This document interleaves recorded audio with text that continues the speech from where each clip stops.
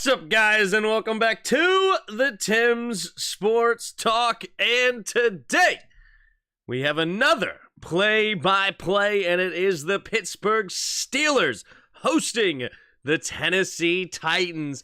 We actually have two young quarterbacks going at it here. Will Levis, who exploded last week with his number one wide receiver, DeAndre Hopkins, and then Kenny Pickett in his second season. We'll see a battle of the future here in the AFC potentially.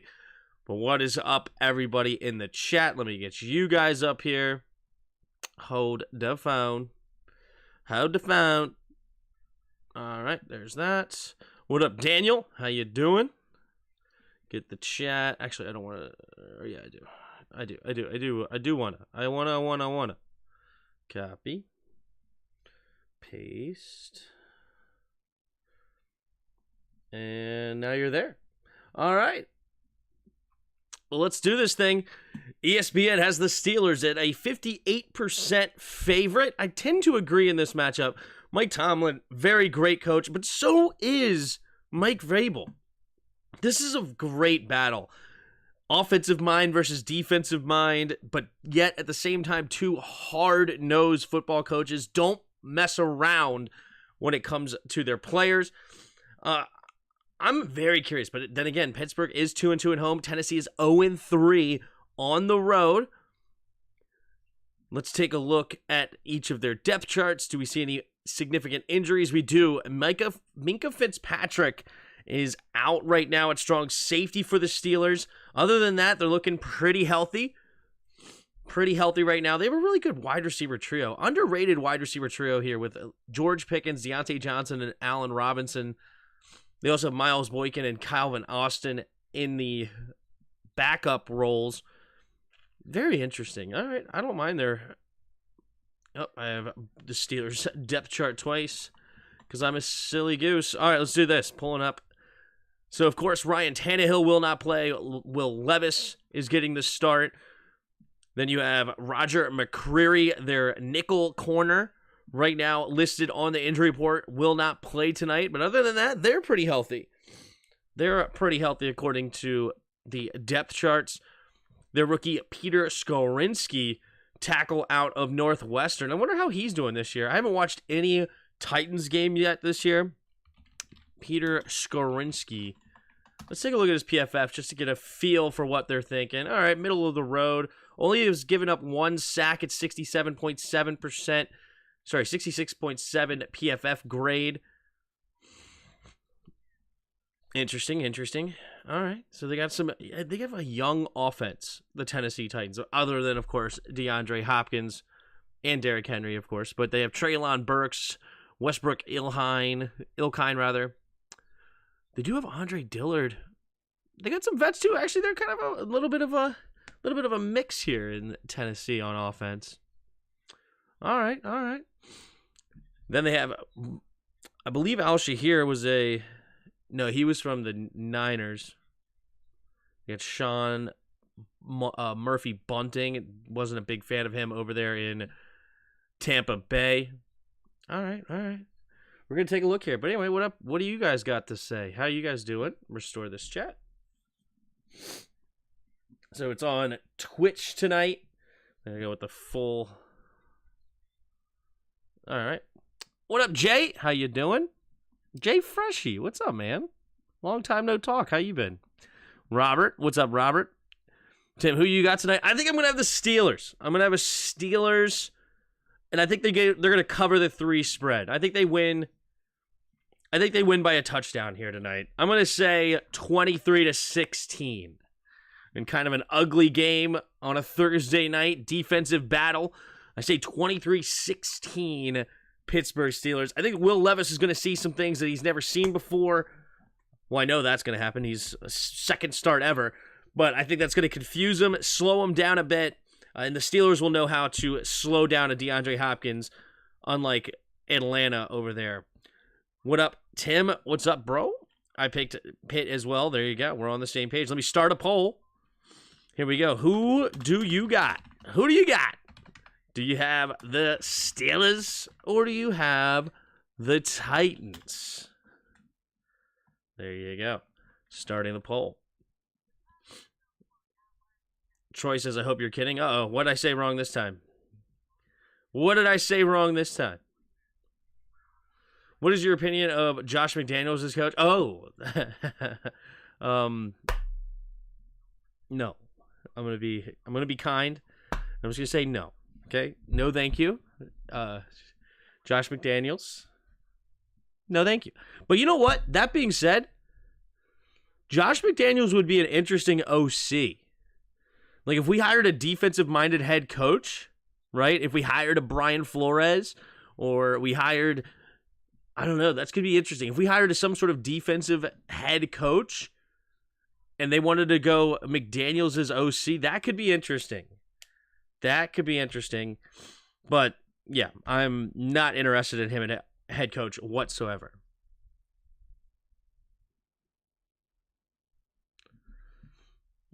Oh, that was a joke. All right. Thank you guys for being in here early. If you haven't already, hit that like button. Please, it helps early and often to get the stream out there more. I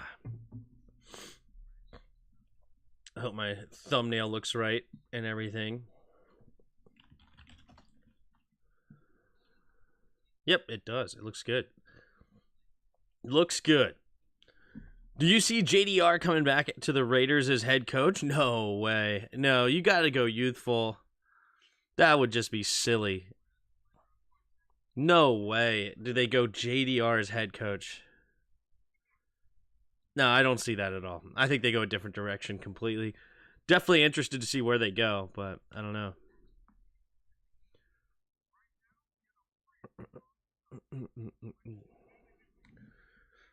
So we should be getting kickoff here shortly. I have 8:13. 8:15 is the kickoff time, so we should be getting kicked off shortly. Got my water prepped today. We're ready to rock and roll with that. But yeah, this is going to be... I think this is going to be a good game. I don't think we're going to see a blowout.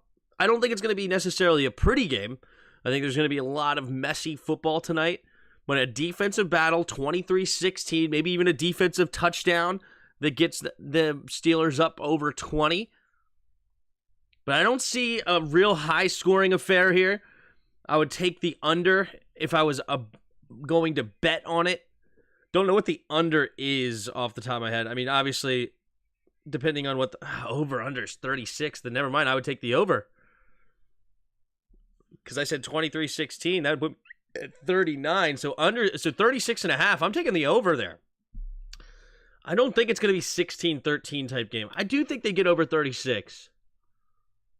Especially, I can see defensive touchdowns. With 36.5, I'm taking the over.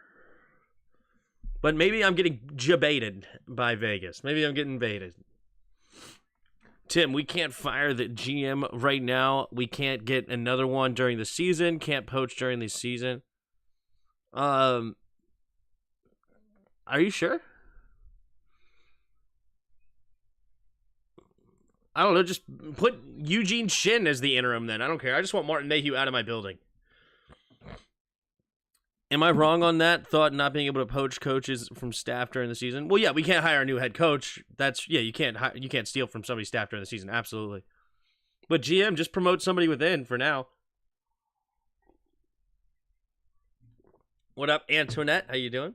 I think JDR has had his time. His defense is outdated. Agreed. If we lost this week, do we dump Rivera? I hope we win, but I can't imagine another 2 losses will be seen with Rivera as coach. I mean, I feel as though now I would have fired him a while ago, but considering they didn't fire him after that Eagles loss, I guess they're technically not mathematically out of it, so maybe that's when they will make the decision as soon as they're mathematically very unlikely to make the playoffs, which we are one of the tougher schedules in football remaining. So I don't think at 3-6 they actually pull the trigger, even though I would want them to, right? I would pull the trigger, but I don't think they will. I think it's probably going to be at 8 losses, something like that. Maybe by the bye week. Maybe the bye week they will go ahead and give Eric Bieniemy a chance. All right, we're getting kickoff here. Titans will send it to Pittsburgh to start this game. There's the kick from Folk. It's a high-flying kick, but returnable at the goal line. He will take it out.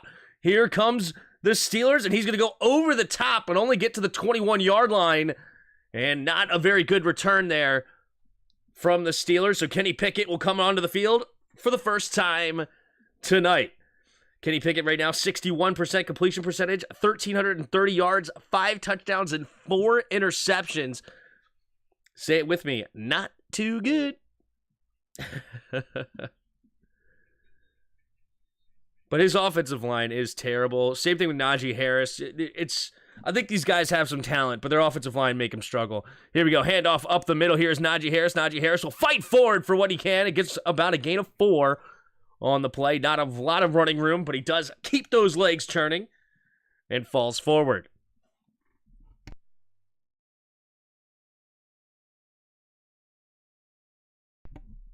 Broderick Jones comes onto the field. This is the guy that I was not super interested in the first round. A little bit undersized, but they got him started at right tackle. He is a good athlete, though. Here we go. In the shotgun. 3 receivers to the right. Now Johnson goes in motion to the left. 2 receivers each way. Takes the snap, looking that left. Now he's going to come back to the right. Oh, it's a screen pass, but they're going to get batted down. Great play by Autry. Autry gets his big mitts up there, knocks the ball down, and it'll bring up 3rd and 6 now for the Steelers. There's Matt Canada, the Steelers' offensive coordinator. Steelers fans want this guy absolutely out of the building ASAP. Not a fan of Matt Canada are the Steelers fans. Tim, did you hear the video of Darryl Green saying he could fix Forbes in 10 minutes? I did hear about that. Here we go. Pickett in the shotgun. 2 receivers each way. 3rd and 6. Takes a snap. Play action. Steps up. Has time. Going to throw it underneath. It'll be caught by Deontay Johnson, and Johnson will fall forward. No, excuse me. It's Allen Robinson, comes up and makes the catch, and it'll be a gain of 9 on the play. Look at that. You give Kenny Pickett some time. Good protection up front this time, and he's able to find the open man and move the chains. Kenny Pickett in that draft was, in my opinion, the most NFL-ready quarterback coming out of Pittsburgh, the University of Pittsburgh, that is. That's why he did he was the only quarterback drafted in the first round, pick number 20. 3 receivers to the left, takes a snap. He's going to swing it out there to Warren in the flat with the screen, and Warren will get a nice gain of 9 yards, tackled. Who was it? It was it was number 37, I think, it was Amani Hooker comes up and makes the tackle for the Titans. I don't see the benefit of mid-season firing for us. What can EB show with Ron's people on his program? I think you could show something here. Here we go. 3 receivers to the right. Kenny Pickett in the shotgun. On 2nd and 1, Warren, the running back, takes a snap. He's going to hand it off to him, and he's got room to run, and that's going to be a first down with ease. Falling forward for a gain of about 6, maybe 7, depending on the spot. And the Steelers' opening drive looking strong here so far. Titans defense needs to tighten up. But let's take a look. Jeffrey Simmons. Really good double block on him right there. Double team block, that is. All right, here we go. 1st and 10. Pickett under center. Single back formation, tight end motion, left to right. Takes a snap, play action. Going to get it underneath immediately. Turns up field, and he's out of bounds. It is Hayward. Hayward turns up field, gets the first down, but wait a minute. There's a flag on the play. Connor Hayward, the receiver. How long have you been saving that one? Yeah. Defense number 96. So it's a penalty on the defense. That will be declined, and it will be a first down now for the Steelers. Yet another as they move into Titan territory. Here we go. You can't really change that much outside of motivation mid-season. George Pickens in motion, left to right, 2 receivers each way. Darnell Washington enters the game at tight end. Pickett in the shotgun, takes a snap, play action. He's got to do something with it, and he gets rid of it, but that could be a legal man downfield. Yep, there's the flag. I think this is going to be a legal man downfield, a little RPO offense. You have to get rid of the ball quickly, but good defense there by the Titans. Yep, there's the sign. So illegal man downfield. That'll be a 5-yard loss for the Steelers, setting up 1st and 15.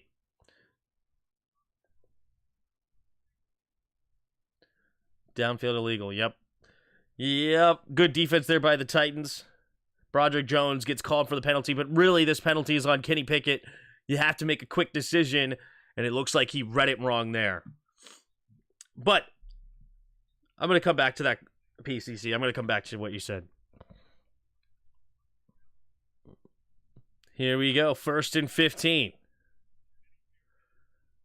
Hayward in motion, right to left, 2 receivers each way, bunched up.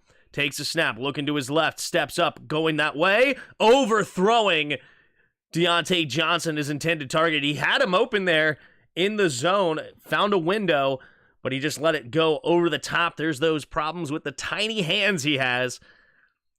The little Whopper Jr. hands of Kenny Pickett. They're probably the same size as my hands. I got little tiny hands too. But I'm not an NFL quarterback. So he just loses it there. Maybe have gotten tipped. I'm not sure, actually. It was really good defense there by the Titans. 2nd and 15. In the shotgun, takes the snap, drops back to pass. Sliding to his left, pumping. Now he avoids the rush, keeps his eyes downfield, hits underneath to Deontay Johnson. Deontay Johnson with a nice cut! And he gets close to the 1st down marker. On 2nd 15, he gets a gain of about 13. And it'll bring up 3rd and 2 now for the Steelers. Hooker pushes him out of bounds. Kenny Pickett dropping back. And the pressure was all around him, but he does a great job at feeling the pressure. Pump fake, slips forward, keeps his eyes downfield, does not just turn into a runner. And then he finds Deontay Johnson underneath in the flat. Beautifully well done there by Kenny Pickett. Here we go. 3rd and 2. 2 receivers each way. Takes the snap, drops back. Looking, steps up, throws it over the middle of the field, and it is caught at the 10-yard line, and Deontay Johnson makes another grab, this one for a gain of 19 yards, and the Pittsburgh Steelers go into the red zone. Beautifully executed opening drive so far for the Steelers. Just a little corner route going right to the pylon. And a good fit. That's an NFL throw right there. One of the hardest throws is that corner route, trying to beat the safety to the spot. 1st and goal. Kenny Pickett in the shotgun. Darnell Washington in motion, left to right. He's a big red zone target if they want it. Takes the snap. No, handoff up the middle here. Najee Harris finds a way from 10 yards out to barrel into the end zone through the defender, and the Steelers get the first points of the game, taking about 5 minutes off the game clock and going 79 yards for a touchdown on their opening drive. Beautifully done. Everything going correct there for the Steelers, other than, I guess, one penalty, but dang, everything else. Positive play after positive play. Matt Canada hyped up on that one. Here we go, the extra point, the snap, the hold, the kick is up, the kick is good.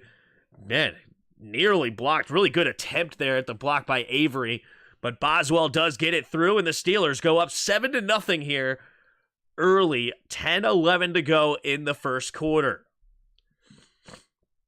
What's up, everybody in the chat? So, what can Eric Bieniemy do? What can Eric Bieniemy do as an interim head coach? It's not necessarily wins and losses is what I'm worried about, because you're going to have a lot of losses. I agree. It's not his team per se, but it's a lot of organizational things, process things, and you can see how the team responds to him while he's coaching. You can see how he handles the press conferences, handles the media as the head coach, how he can be the face of the franchise.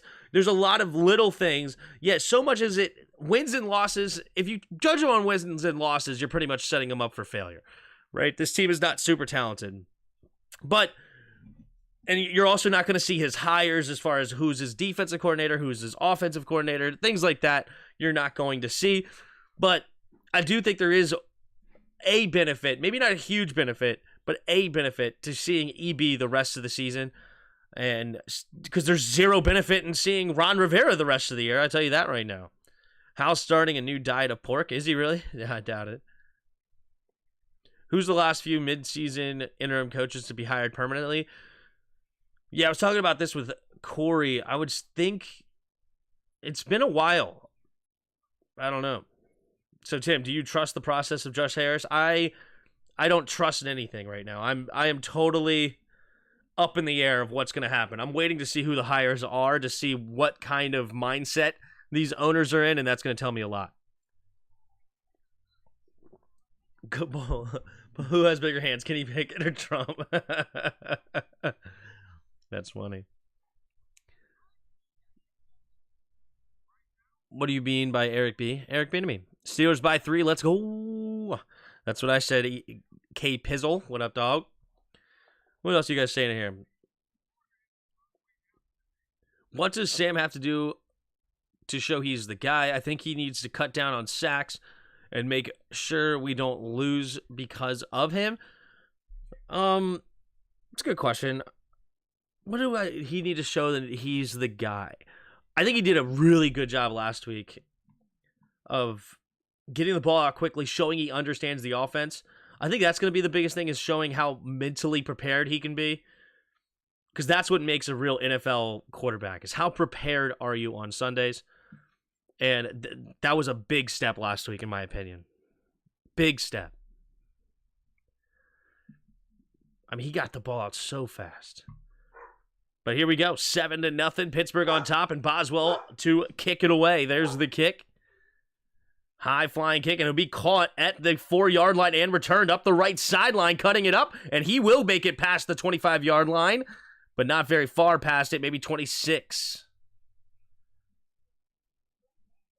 There's a flag, though. This could be tough for the Titans.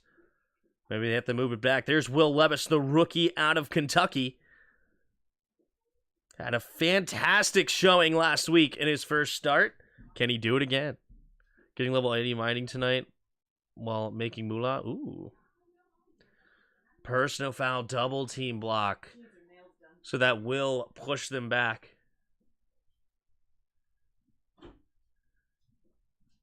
All right.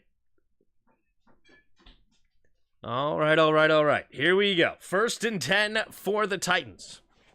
1st and 10. He had 4 touchdowns last week, 19 of 29. So a 65-ish completion percentage, 238 yards, 4 tugs. Pretty much all of it going to one man.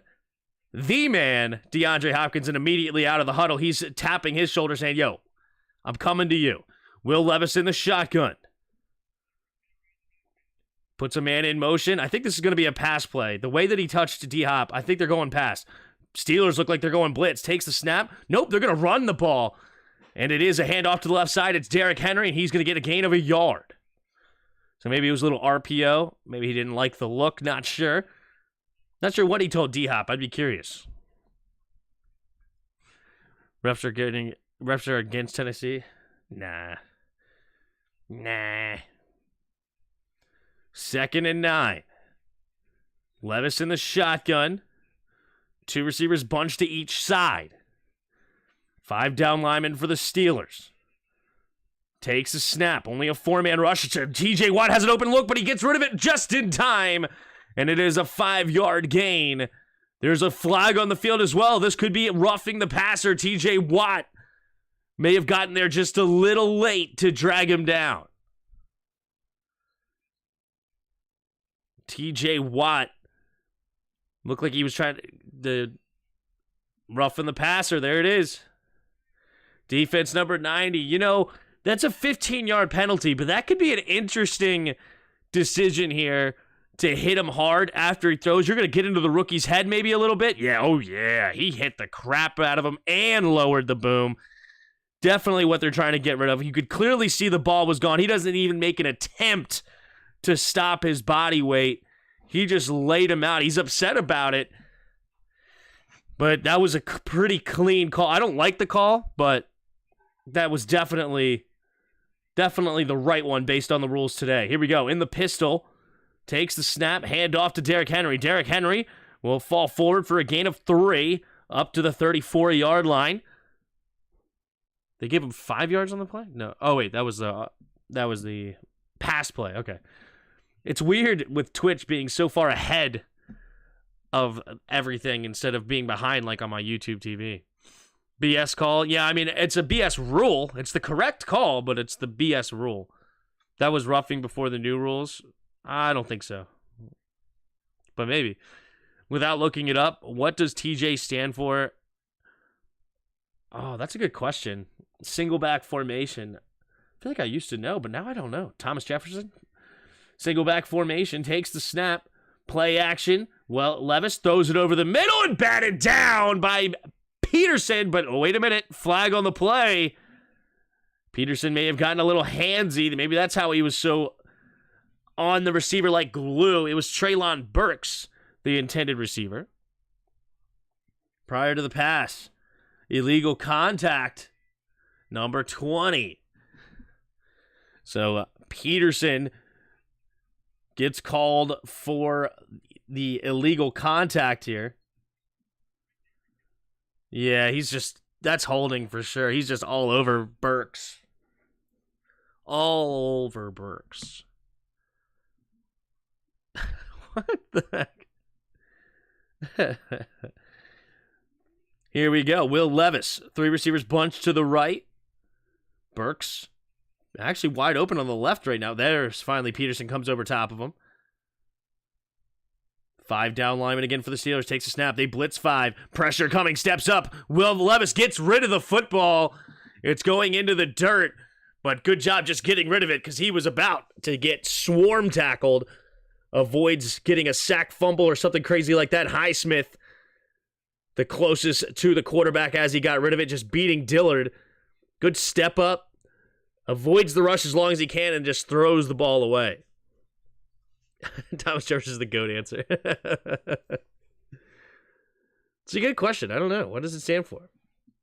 Single back formation. Will Levis changing the play at the line here. They're at their own 40, 1st and 10. Takes the snap. Hand off to the left side. Derrick Henry will fall forward for a gain of only 1. TJ Watt and Cole Holcomb in on the tackle. 3rd and 9 now for the Titans. Not where you want to be against this Steelers pass rush. You better make sure you're triple teaming number 90, otherwise this can get ugly. 3rd and 9. Mike Vrabel looking a little frustrated. Let's see if he just throws it up to number 10. Timothy and Johannesburg. Here we go. 3 receivers to the right. Takes a snap, drops back to pass, looking to the right. He's going to throw it underneath. It's going to be caught by the running back. He's got a blocker in front with the tight end, and he's going to dive ahead, and he'll be a yard short. What will the Titans decide to do as Tajay Spears, the rookie out of Tulane?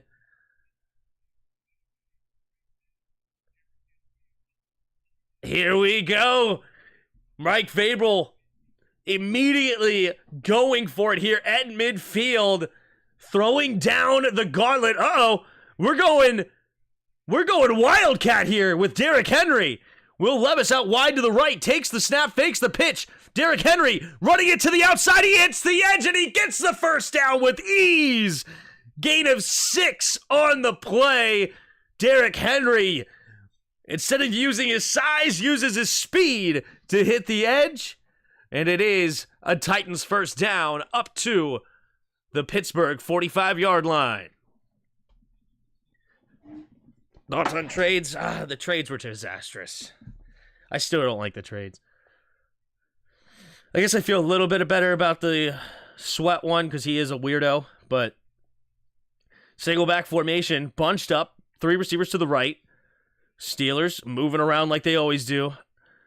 Confusing that offensive line. Takes the snap. Handoff up the middle. Here's Tajay Spears. Nice cut outside, though. Can he get around the corner? He's stiff-arming Porter, and he does a great job taking him for a ride. Gain of 8 on the play.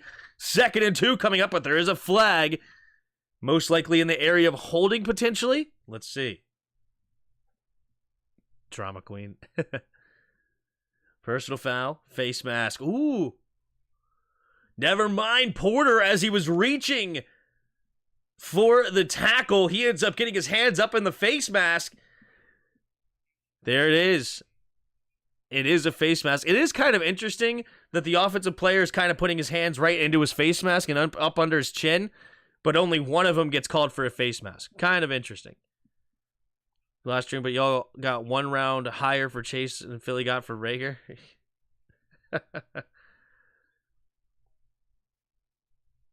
Here we go. In the shotgun.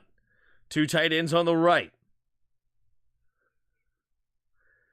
Levis scans the field. Now tries to get him a jump. Doesn't work. Play action. Levis rolling to his right. Setting up the screen to Derrick Henry. Derrick Henry makes the first guy miss. And he will not get back to the line of scrimmage. It's going to be a loss of a yard. Good job there by the Steelers. Not being fooled at all by the change in direction. And it'll bring up 2nd and 11 at the Steelers' 23-yard line. What makes Sweat a weirdo? There's a lot of reasons. But the main thing is that he's like, weirdo is probably not the, well, there's reasons he's a weirdo, but I'll take weirdo back for this moment, because really what I was thinking of is just like, instead of showing, oh, here we go, we're going back to the Wildcat, takes the snap, handoff up the middle. Here's Tajay Spears. Spears will fight for everything he can, maybe get a gain of almost 3 yards on the play. That'll bring up 3rd and 8. So, he's even, right now he made a trade to Chicago, and instead of like, hey, yeah, we're going to make something happen maybe in the offseason, we'll see how it goes, we got to make sure everything happens. No, he's like, yeah, I'm going to weigh my options. They just traded a 2nd-round pick for me, but, I'm just going to weigh my options in the offseason. So, good. I'm glad to have him gone. Here we go, in the shotgun. 3rd and 8. Takes the snap, blitz coming, pressure immediately off the edge. Oh, this might be offsides? Highsmith had such an easy lane. Did he go offsides here? Or is that just such a great timing of the snap count? Andre Dillard didn't even basically touch him. Highsmith gets the sack, but what's the flag here?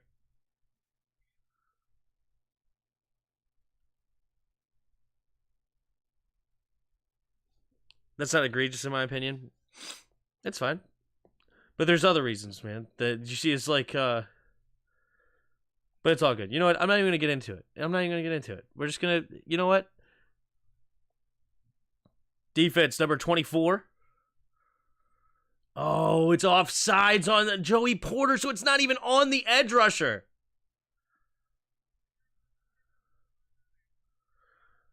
Wait, what? And he had an illegal hands to the face? And he had an illegal hands to the face. Joey Porter, disastrous play right there on 3rd and 8 as they get the sack. And it's a free 1st down for the Titans. The rookie corner out of Penn State. Wow. Here we go, single back formation. Tight end in motion, right to left. 3 receivers to the left now. Takes the snap. Quick throw over to D-Hop. D-Hop's going to look to throw. Pumping. Doesn't like it. Looking. Now he's going to run around all the way to the other side. Try to get a positive gain. He does spin off a tackler, and he turns it into a 5-yard gain. It was a fake, it was a fake screen turned into a wide receiver pass. Didn't like the wide receiver option, it looked like. He thought he was covered. But yet he runs it all the way across field and turns it into a positive play. Good decision not to throw it. They were all over him out there. TJ Watt and company. Here we go. 2nd and 5 for the Titans. 3:20 to go here in the first quarter. Titans trying to tie this thing up. 2 tight ends on the right, 2 receivers out wide to the left. Puts a man in motion, takes a snap, 5-man rush, steps up, throws it underneath, looking for the screen inside to the running back. Good defense there by the Steelers, and it's incomplete, 3rd and 5. You should all listen to JP Finley talk about the trades. Very insightful. Oh, gosh. If you think JP Finley is insightful, you're a disaster. JP Finley is the biggest dunce in Washington media. Oh, he's so annoying and obnoxious. 3rd and 5. 3:09 to go in the first quarter. Levis in the shotgun. At the 10-yard line. Changing the play at the line. Now takes the snap, 4-man rush. Will Levis steps up. He's going to keep it, bouncing around, and incomplete. And it looks like it's also going to be a flag, even if he did do something with it. TJ Watt had his helmet off. Looks like probably illegal hands to the face on the D-line. TJ Watt comes up with a sack as well. Penalties declined, and it's 4th down after the sack. Oof. Oh, yeah, this was just terrible. Terrible by the right tackle there. Clearly illegal hands to the face. Just ripped his helmet right off. And TJ Watt is hyped up. How many sacks does he have on the year now? All right, here's Nick Folk for the field goal attempt. He's gone 100% on the season. 16 for 16 with a long of 53. This is a 36-yarder right in the middle of the field.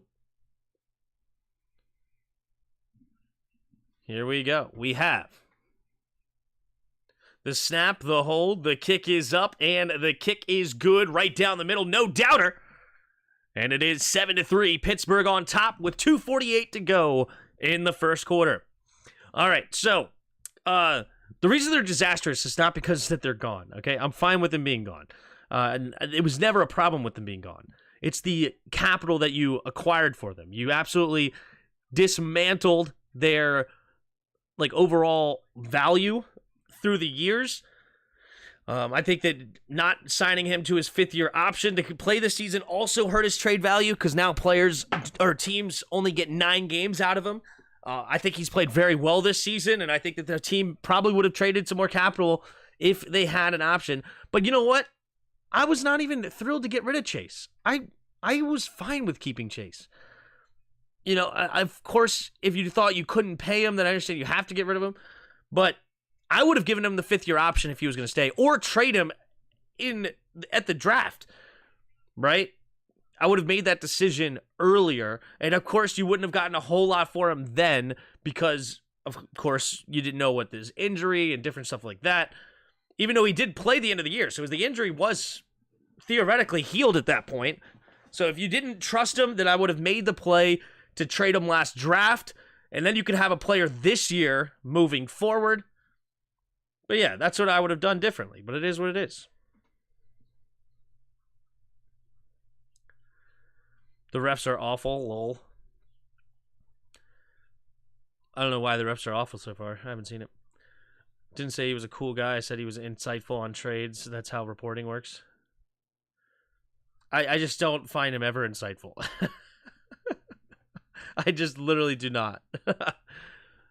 But what did he say? What was the insightful there, PCC? What was the great insight from JP Finley? Bruce Allen said he wants his office back to Harris. Oh gosh, Bruce Allen can go sit somewhere.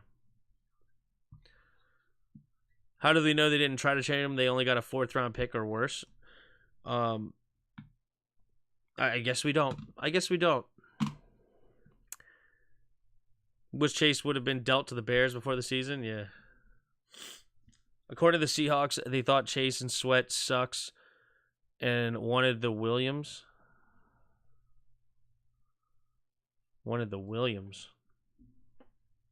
Oh, James Smith-Williams?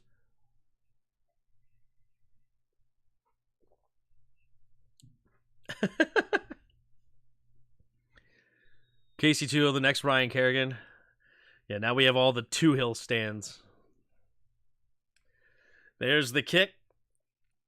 And it will be a touchback here. All right. At the 25-yard line is where Kenny Pickett and the offense will get another drive here for Pittsburgh. See what happens.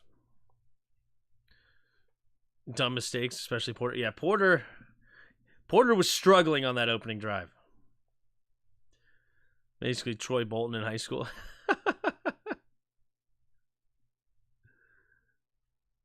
All right, here we go. Man in motion, 2 receivers each side, single back formation. Takes the snap, handoff to left side is Warren. Warren cuts it up. A nice tackle there for a gain, only about 1.5 yards.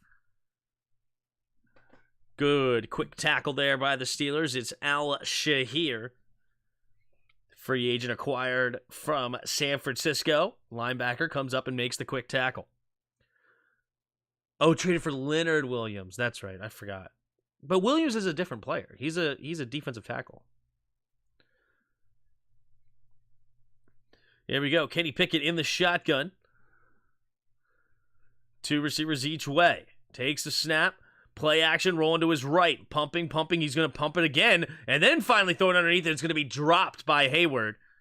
Kenny Pickett, 3 pump fakes on that play. Just faking the pass over and over and over again. Crowd booing on that one. Not happy about it. Maybe there was a contact that should have been called. Not sure. But 3rd and 8 now for the Steelers. 2:07 to go in the first quarter. This is only the Steelers' second drive of the game, so we have really melted the clock here in Pittsburgh. 3rd and 8 in the shotgun. Robinson in motion right to left. Kenny Pickett takes a snap. Blitz coming. Steps up, avoids it, throws it over the middle, and overthrows his intended target. Looked like it was George Pickens on the crosser. Good defense there. I don't think if he would have caught it, he would have had a first down anyway. Looked like the corner was running right there with him. Oh, maybe actually. Never mind. There was a little bit more separation than I gave him credit. Honestly, if he would have hit him directly in stride, that actually may have been a first down. Here we go. There's the kick from Harvin. High flying kick. It's going to be caught at the 19. And nice tackle. Beautiful tackle there immediately as he caught the ball. It is Miles Boykin, the receiver, not letting him go. You see that so often. As soon as the punt returner catches it, he just does that little jump slide to one way or the other, and it ends up being a missed tackle. Not this time. Miles Boykin gets a hold of him and actually makes him lose 1 yard on the return, and it's the 18-yard line where the Titans will start their next drive. He's got more pump fakes than completions tonight. Right. That's the Matt Canada offense, we all know. How many TDs does General Mayo get with D-Hop this week? General Mayo? That's what they're calling Will Levis? They're calling Will Levis General Mayo? What in the world? Why would you call him General Mayo?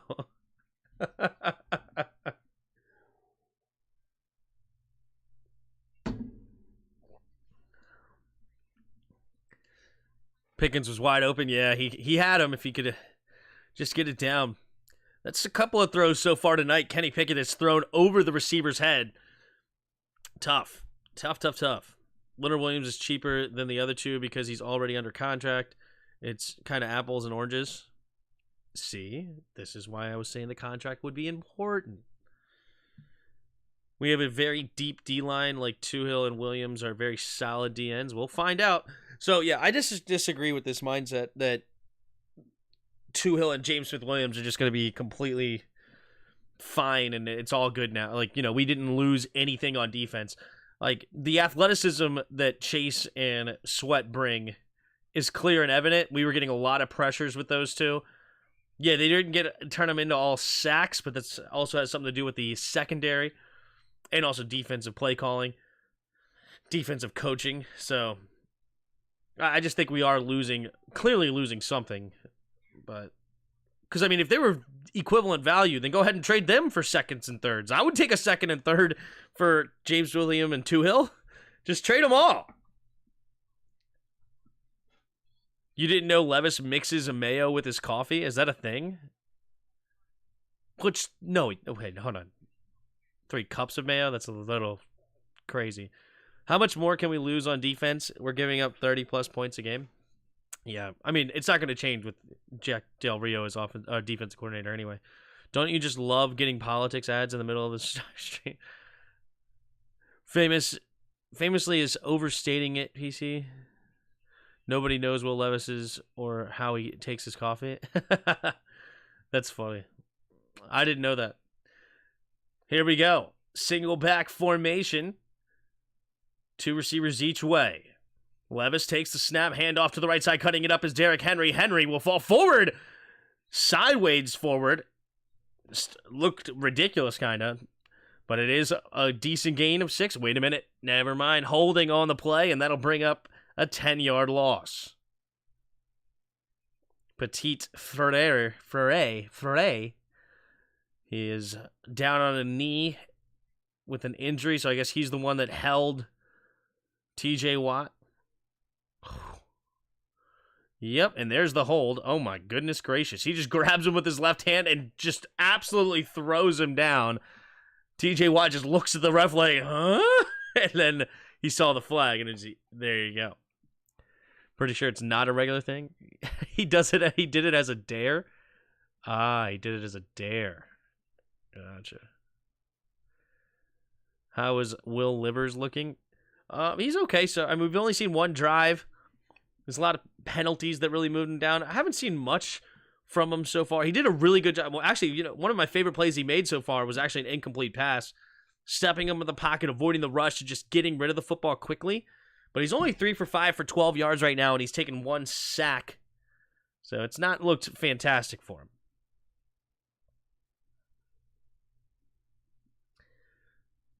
Too spicy for you?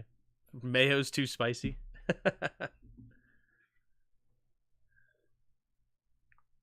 Yeah, his name is Petite as a 300-pound gargantuan. All right, 1st and 19 at the 9. Offset I formation. Takes the snap, handoff up the middle. Here's Derrick Henry. Derrick Henry bouncing it outside, and he'll get those penalty yards back. Roberts has to drag him down, and it's a gain of 9. Uh-oh, another flag. TJ Watt is getting held yet again.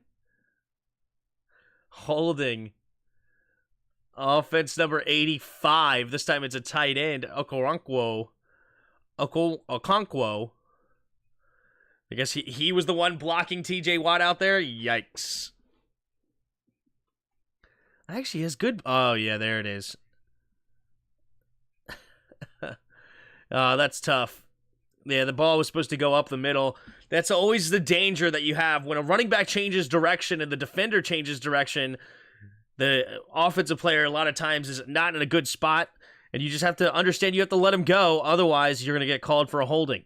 Empty backfield set here for Levis. 3 receivers bunched to the right. D-Hop in the slot to the left. Takes the snap. Only a 3-man rush. Has time. Throws it to the middle of the field. Has his man D-Hop for a first down and more. Up to the 34-yard line. And he looked for his number 1 receiver. And that's a big-time throw right there. And it was a big-time understanding that it was only a 3-man rush. He had time. He slid in the pocket, didn't get nervous, and then threw a dang strike right through the middle of the field. Let's take a look at what this defensive call was. There's the classic cover 4. The classic cover 4 defense that you guys know I love so much. Actually, I couldn't see the one side. Maybe it was only a cover 6. What is the linebacker doing on Hopkins? That's what the beauty is of moving DeAndre Hopkins around, and you hit that zone defense, and it ends up being a linebacker mismatch for DeAndre Hopkins. I would like to see if that corner did drop back. I think that was a cover 4 defense on first down. This is why you never run the cover 4 on first down. It's just terrible. Levis linked an endorsement deal that gives him a lifetime supply of Hellman's mayonnaise. No shot.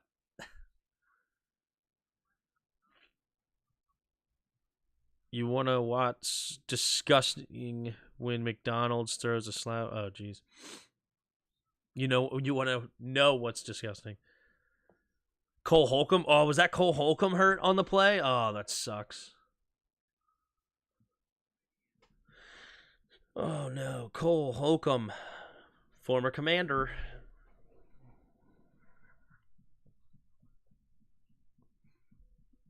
Tim is trying to gaslight us all into thinking Cover 4 is a terrible scheme. Is my favorite, and it is my least favorite anime arc this season.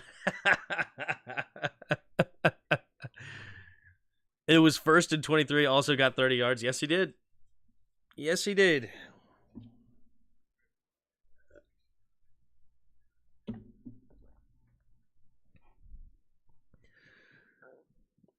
Only good things from McDonald's is Big Mac, McNuggets, and custard ice cream. You haven't had the quarter pound in a while. Tim, do you play video games? I play RuneScape, old school RuneScape, the GOAT. Even though I haven't had time to play much, I haven't played a lot of video games in a while. Mainly, I just play like little phone random games. But I haven't played a lot of like, I haven't played Call of Duty in forever. I used to play a lot of Call of Duty. I don't know.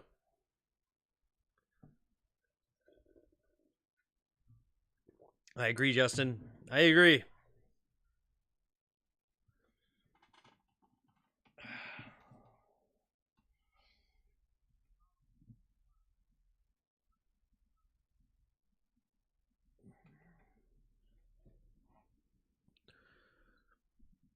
Hash browns are litty on a stack, too. That is a heck of a comment right there. Tim loves chess. Oh, yeah. Chess is a video game. I do play a lot of chess also. Tim is a huge Pong guy. Loves him some Pong. I don't play beer pong much anymore, but I used to play a lot of ping pong. I do love pickleball. Tell him about the McGangbang. You never had the McGangbang? McGangbang is legit. You take a McDouble, you split it in half, and then you just slide the McChicken in between, smash it together. Oh, it's so good. Single back formation at the 34-yard line. What up, Durrell? All right, flag there. 28 seconds left of the first quarter, but there's a false start. Man, penalties for days right now against the Titans. This one's on Westbrook Ikine.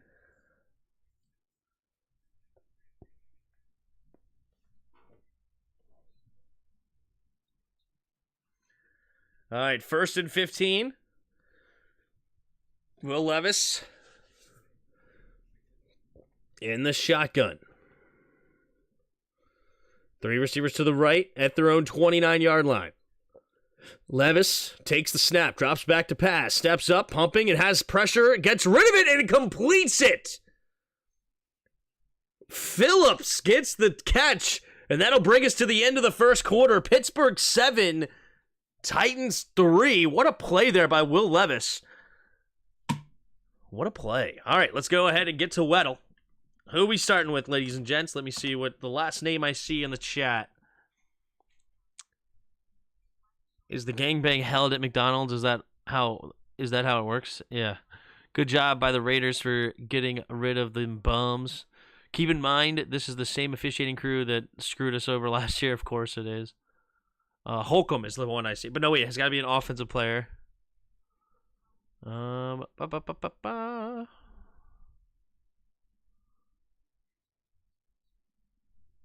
Levis. All right, we're going to start with Will Levis.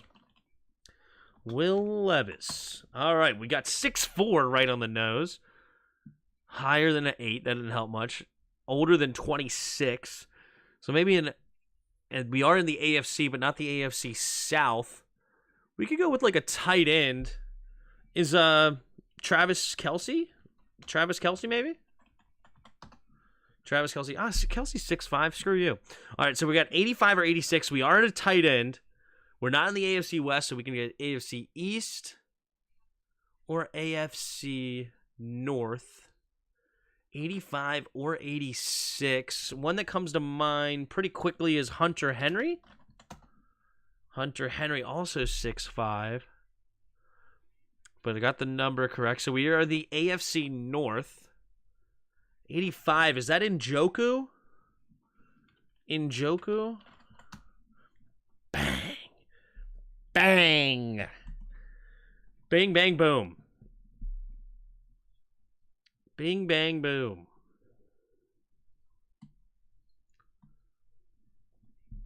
We got hard mode at the 2-minute warning. Has anyone played Alan Wake 2 yet? I've never even heard of Alan Wake 1, so I didn't know Alan Wake 2 was coming out. Mark Andrews, solid guess, for sure. But he's not...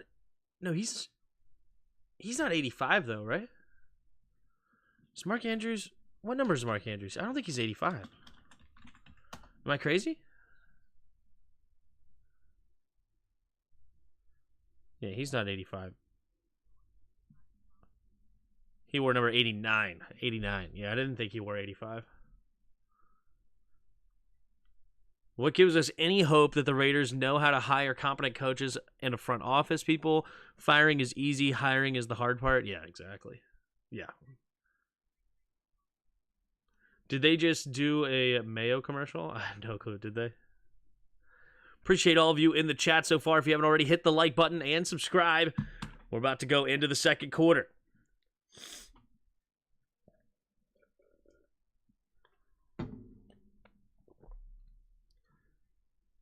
We can't see the grid, Tim? Oh, well, we haven't gotten to the grid. Grid will be at halftime. All right, 2nd and 4. Levis in the shotgun. 2 receivers each way. At their own 39. 2nd and 4. Levis calling out the middle linebacker here. Levis takes a snap, drops back, steps up, looking, and he will go down. Highsmith gets the sack. Will Levis trying to escape the pocket, nowhere to go with the football, and now that'll bring up 3rd and 9.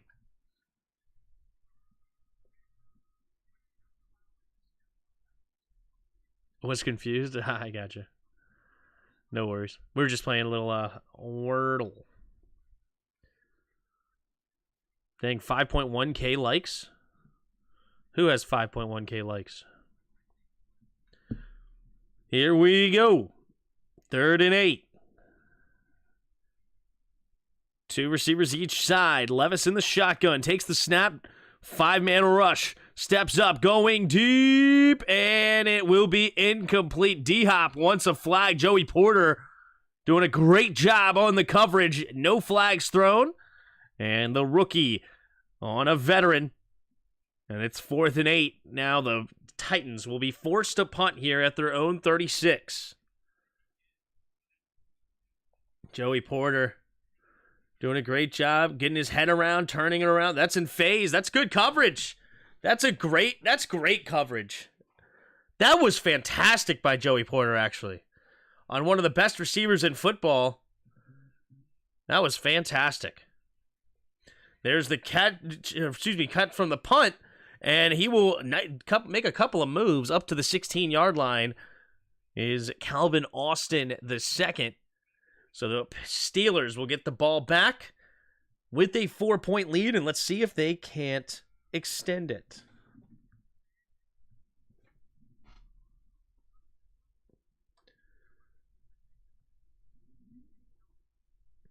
Do do do do do do do do do do do do. 5.01K subs. Yeah, that's where we're at right now. That's where we're at. Did we get any new ones tonight? Any new subs? We do have a few more. Thank you guys for subscribing. We're at 5,015. Crazy. Porter stride for stride, absolutely. Griddle me this, griddle me that. Who's ready for the grid of Immaculate? Here we go. In the shotgun. Handoff up the middle. Here is Harris. Harris will get tackled hard there, but fall forward for a gain of 2.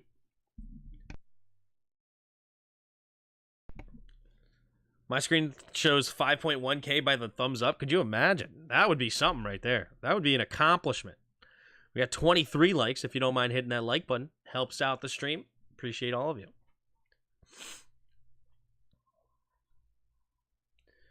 Here we go.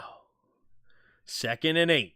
Kenny Pickett Three receivers to the right, puts Najee in motion, takes a snap, quick throw over to the left side, and George Pickens will not bring in the catch. Kenny Pickett to George Pickens. Pickens wanting a flag, doesn't get it, and it's an incomplete 3rd and 8. See what happens here. Is there any reason for a flag? Maybe. It's hard to say. But no flag, and it's incomplete. Here we go. 3 receivers to the right.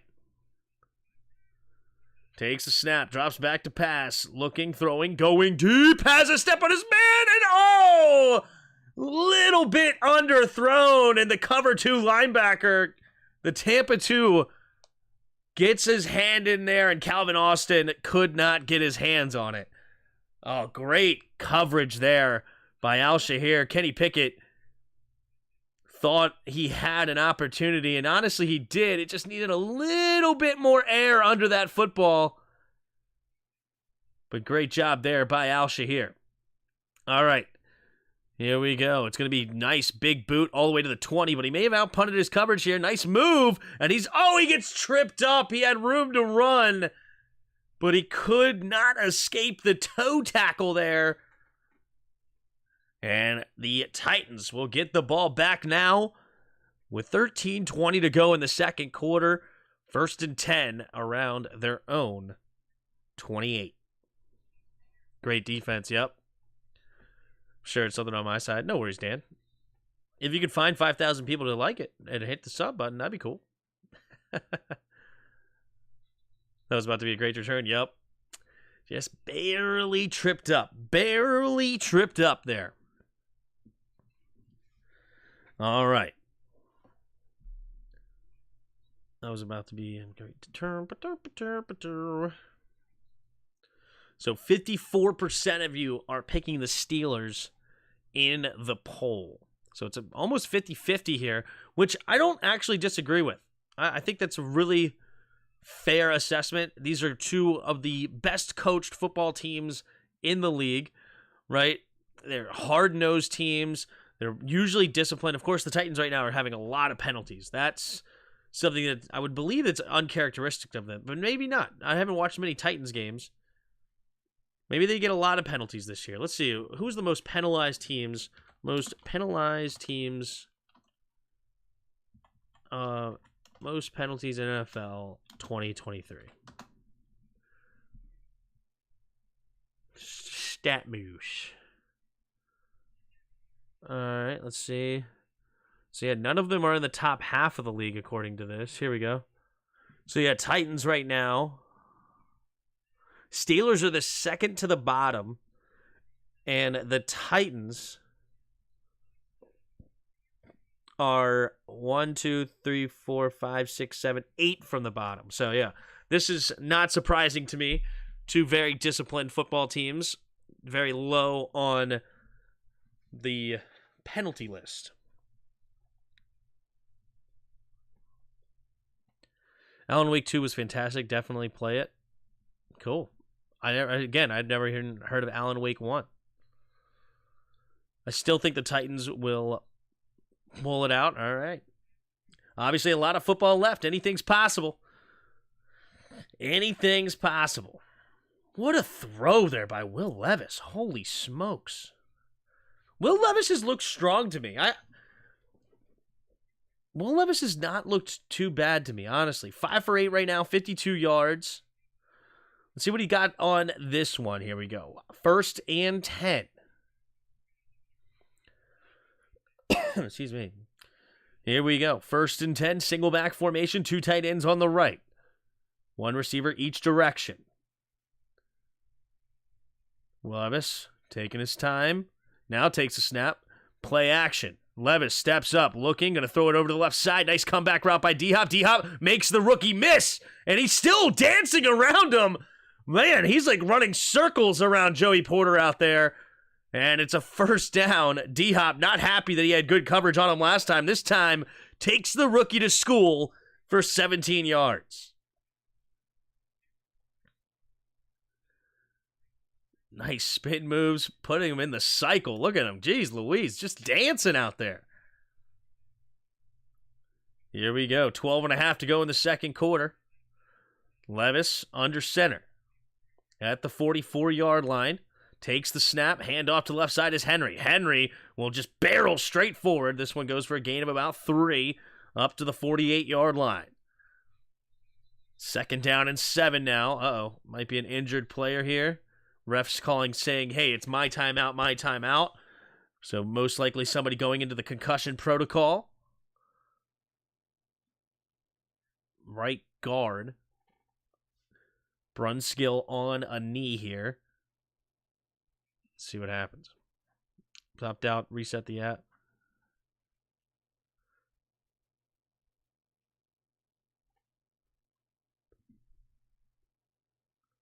Who is your profile pick? That's what the PFP is, I'm assuming.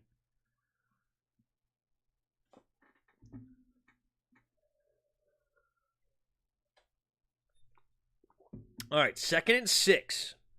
2nd and 6 here. It's really more like 2nd and 7, but it is what it is. Levis in the shotgun.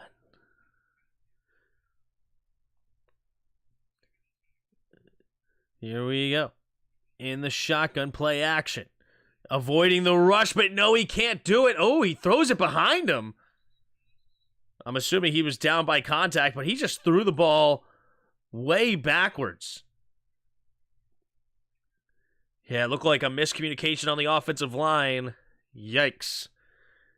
Because he had pressure immediately in his face. Petit. Petit just got destroyed on that one. Does look like he was down by contact, though. I don't think the fumble will stand, but it's still a 7-yard loss. And it's Gordon that comes up. Excuse me, Golden. Marcus Golden with the sack. Some random picture on a sailor I found on the internet. Titans O-line dropping like flies. Yup. Here we go. Empty backfield set on 3rd and 13 at their own 41. Levis takes the snap, drops back to pass. Pressure again, steps up, avoids it. Now going deep, has a man open, and it is a 1st down. Westbrook Ikind finds a way to get open there, and Will Levis just floats it out there to him. Will Levis with a bunch of pressure around him. Will Levis has looked very strong tonight. I'm serious. Like, good, just not being too nervous there with pressure. Just a little slide to the right. Also making sure his eyes stayed downfield. And a little zone defense. Westbrook finding an opening over there. And Levis finding a way to get it to him. Yeah, he just flicks his wrist and the ball goes flying for sure. Another shaken up offensive lineman. This one's Peter Skoronski. Uh-oh. Titans O-line ain't the same since 2019, yeah.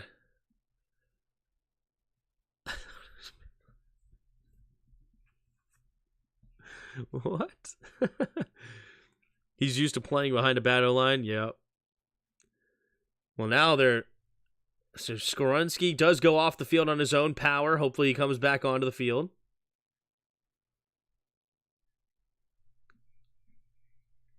Here we go. 1st and 10 with 11:01 to go in the second quarter. Clock's running. Single back formation. Aquanco in motion. Now he's the fullback. Offset I formation to the left. Bunched up, takes a snap, pitch play to Henry. Henry following his blocks and not a lot there. Going to go for a 2-yard gain there. 2nd and 8 up to the 34-yard line. Undrafted players this season. 31 players have played in a game, most NFL. Well, a lot of no, is this only Tennessee Titans? They have 31 undrafted players play? And they have 13 undrafted players that have started in a game? You know what, though? I guess there's some older players. Okay, never mind. That makes sense. Here we go. Westbrook in motion, stays on the right side, though. Single back formation again. Takes the snap, handoff to Henry. Henry will barrel forward for a gain of about 3 or 4 up to the 30. goes Derrick Henry. Levis got a power arm. Yep. Levis was taken 33rd overall, and everyone acts like he was taken 60th. He was basically a late first rounder. Yeah, well, it's a big difference. He is not a first rounder. Very big difference because you do not get the fifth-year option with your young quarterback. So it does make quite a big difference there. Here we go. Takes a snap. He's going to get it underneath to D-Hop, and D-Hop will get the first down easily. And he gave up on the play. Peterson thought he could punch it out, but no. D-Hopkins sacrificed and said, nope, I'm not running any more punching the ground. And it is 1st and 10, 9:21 to go here in the second quarter. He was projected top 5, but the Mayo. All right, the 12th defender got off the field just in time.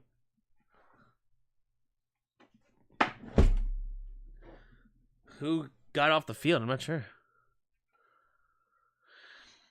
All right, so 1st and 10 now for the Titans up to the Pittsburgh 24-yard line. Can the Titans take the lead here? Here we go. Levis in the shotgun. 3 receivers to the right. Up to the 24. Levis trying to get him to jump. It's not working. Takes the snap. Handoff up the middle here is Henry. Henry with a nice hole. He's into the secondary and getting tackled at the 9. It'll be 1st and goal now for the Titans after a gain of 15.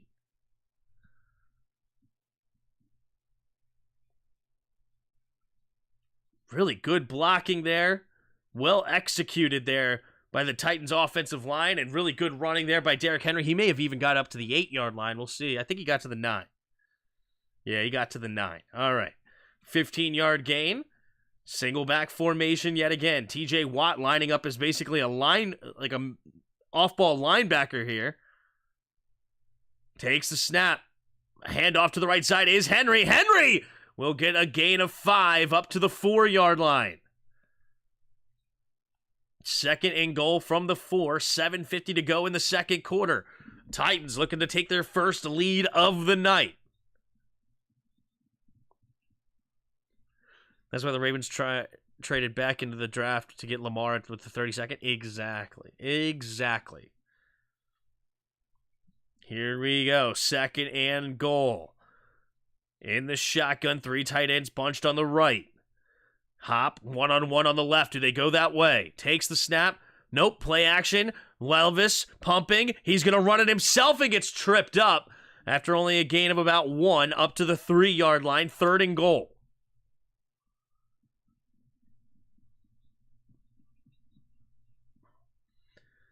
All right, 3rd and goal from the 3. Yeah, D-Hop was open across the field, but Will Levis was decided he was going to run it. He didn't like it. Didn't like what he saw. Here we go. 3rd and goal. Offset I formation to the left. Excuse me. They give him the 2-yard line. Big man in motion. Takes the snap. Handoff to the left side. Derrick Henry gets hit at the goal line, but diving! He reaches for the end zone and gets in! And it is a 9-7 lead now for the Steelers with 6:35 to go in the second quarter. And the Titans, 11-play, 73-yard drive ends with a touchdown. 6.5 minutes off the clock. Really good, well-executed drive. And Derrick Henry just uses that strength. I thought he was going to get tackled short, but yet he finds a way to keep his knees off the ground and reaches for the end zone. Here we go. We got the snap, the hold, the kick is up, and the kick is good. And it is 10-7 now. Titans on top. King Henry. How did he keep that knee off the ground? Man, that's some great balance by Henry. He got hit hard in the right leg, but didn't let it take him down. Beautifully done. Why Henry is better at Wildcat than Willis? There's no place to use Willis. Yep, it looks like Willis is not happening. It'd be interesting to see if Willis can make a change to a different position. Because I know he's a great athlete. I don't know what kind of hands he has, though. Because what is his, what is Malik Willis's measurables? I think, 6'2", 225, if I was to guess? Malik Willis, height and weight. 6'1", 218. Ugh. So can't be a tight end. He would have to be either a running back or a slot receiver. I mean, 6'1", 218. I guess it could be an outside receiver, but probably not.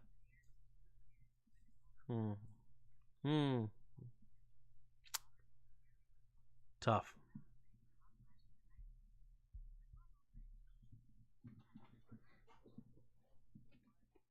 Got Henry out of the fantasy? Well, there you go. Got a tug. Willis might as well go to the merged XFL and USFL league. He looks like me trying to walk with my kid holding my leg. Yeah. 6'1", 215. Yeah. Also, Tim, I got Twitter posts for you at halftime. Sweet. Willis would probably be the USFL, XFL MVP. Henry came to play. Titans look good with Will Levis, and with Tannehill, they looked so stale.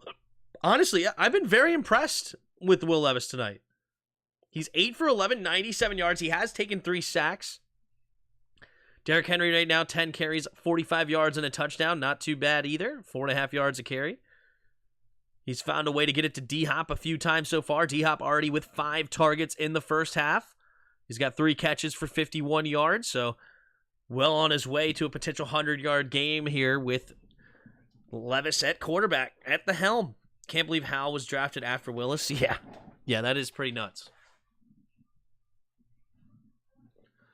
Here we go. Here's the kick from Folk, and it will be caught here at the 5-yard line. Is nice run, and he will get to almost the 25. So no harm, no foul there. So that's where Kenny Pickett will start this drive, and he has his first deficit here. Kenny Pickett. He's got to get his hand on that football.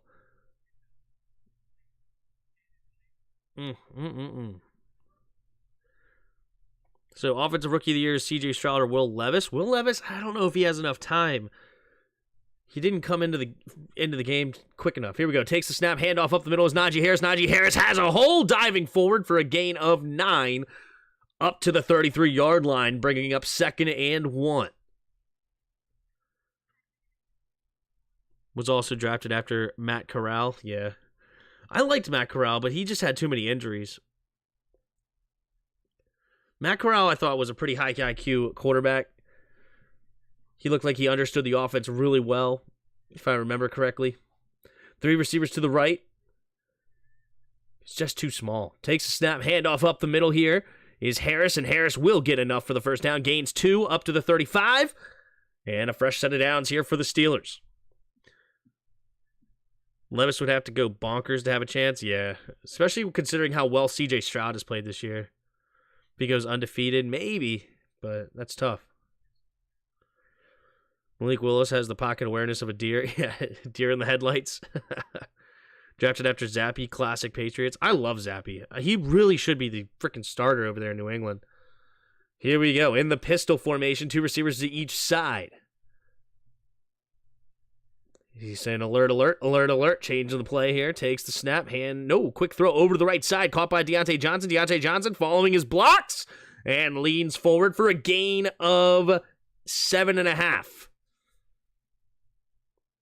I swear GMs overthink the draft sometimes. Like how some GMs draft a long snapper or an anemic CB in the first. Yeah, exactly. It's crazy. It's insane. It really is. They think they're smarter than the draft, you know? That's why I love the Eagles, man. They just like, okay, Jalen Carter's going to fall? Fine. Nakobe Dean's going to fall to me? Fine. Here we go. 2 receivers each side in the shotgun. Takes the snap, play action, quick throw over to the left side. It's caught by Deontay Johnson. Johnson will fall forward for a gain of about 7 or 8. And that's enough for a first down. Move the chains up to the 49-yard line here for the Steelers. Another really good drive of brewing here in Pittsburgh. I think Brock Purdy was the only one drafted after Sam. Yeah. Sam also has the pocket awareness of a deer in the headlights, hence 41 sacks. No, it's not nearly as bad as Malik Willis. Willis was terrible in the pocket. Here we go. George Pickens in motion, right to left, takes the snap, handoff. Nope, play action. Pickett has pressure, has to get rid of it, and incomplete. There was a player in the area, but oh, wait a minute. This could be roughing the passer. Simmons is eyes wide open, so upset. Looks like he may have landed on him, but he had the ball as he was tackling. I just think it's horrible. Personal foul, roughing the passer. It's so garbage. If I hit you and you have the ball, I don't care if you get rid of the football. I'm tackling you. It's such a terrible call. Like, you have the ball as I'm jumping on you. Like, what are you talking about? What am I supposed to do here? And he's reaching his hands out to try to stop himself. He just doesn't have long enough arms. It's just a garbage call. It's just terrible. It really is. 1st and 10. Kenny Pickett in the shotgun. Takes a snap, handoff up the middle here. Warren slips a tackle into the secondary, and he's up to the 20-yard line. And here come the Steelers. They just lost the lead, and they're looking to change that quickly, already up to the 21-yard line of the Titans.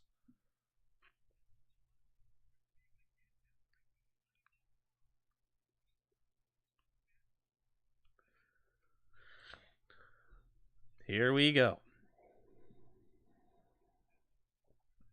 1st and 10 at the 21. 3 receivers to the right. Pickett in the shotgun, takes the snap. Hand off to the left side is Warren. Warren bouncing it outside, cuts it up, and another nice run. And you're up to a gain of 12. Whoa, they're going to give him 14 on that play? That's a terrible spot. Oh my goodness. They gave him an extra couple of yards. All right, well, if I'm the Steelers, I guess I would take it. But he clearly got tackled at about the 8-yard line. They're going to give him the 6.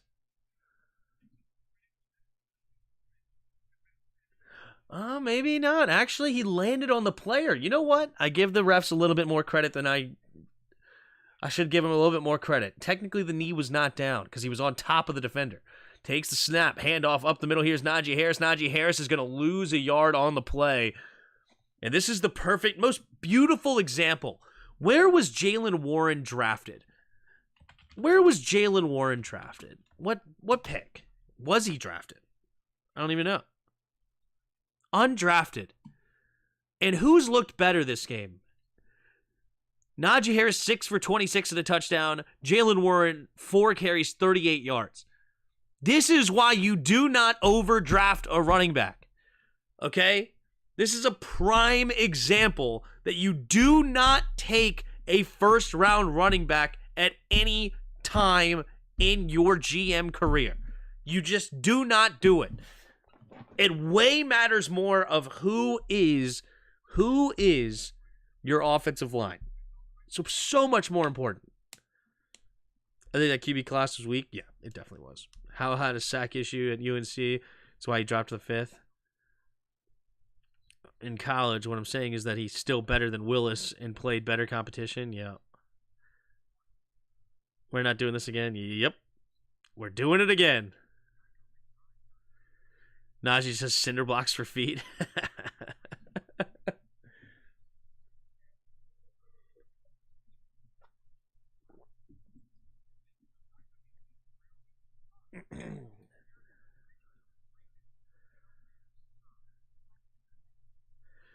What up, Tim? Just wanted to ask, when do you think they will fire Ron Rivera or Martin Mayhew? I think at the bye week.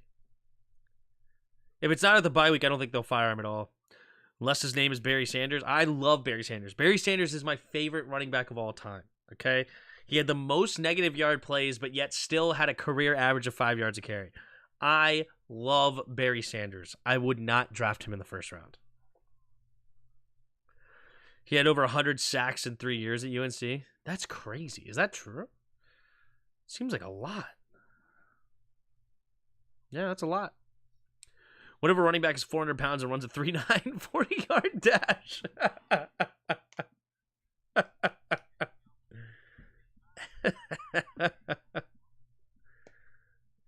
Thanks, Larry. What if he was 400 pounds and runs a 3.9? First of all, he's not my running back. He's going to be my left tackle. Are you serious? If he's 400 pounds running a 3.9, you're my left tackle, not a running back.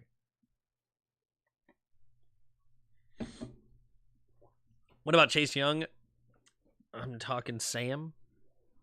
Taking Sam? What? What? I would have drafted Henry in the first round. Been a beast. Nope, I wouldn't have. He had a super slow start to his career, too. Derrick Henry. Wasn't the first few years terrible for Henry?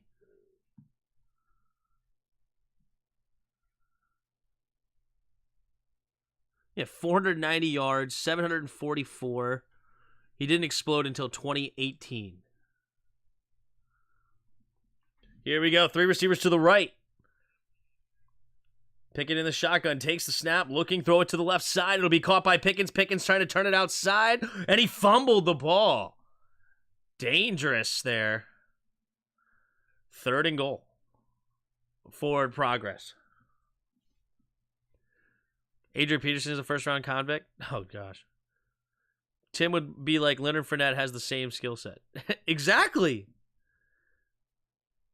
Imagine drafting Bijan Robinson where you could just go get Leonard Fournette right now in free agency. Imagine. Hey, Tim, do you think we will ever put those many first-rounders into one position group ever? I don't know. I hope so, because I would love to load up my D-line again.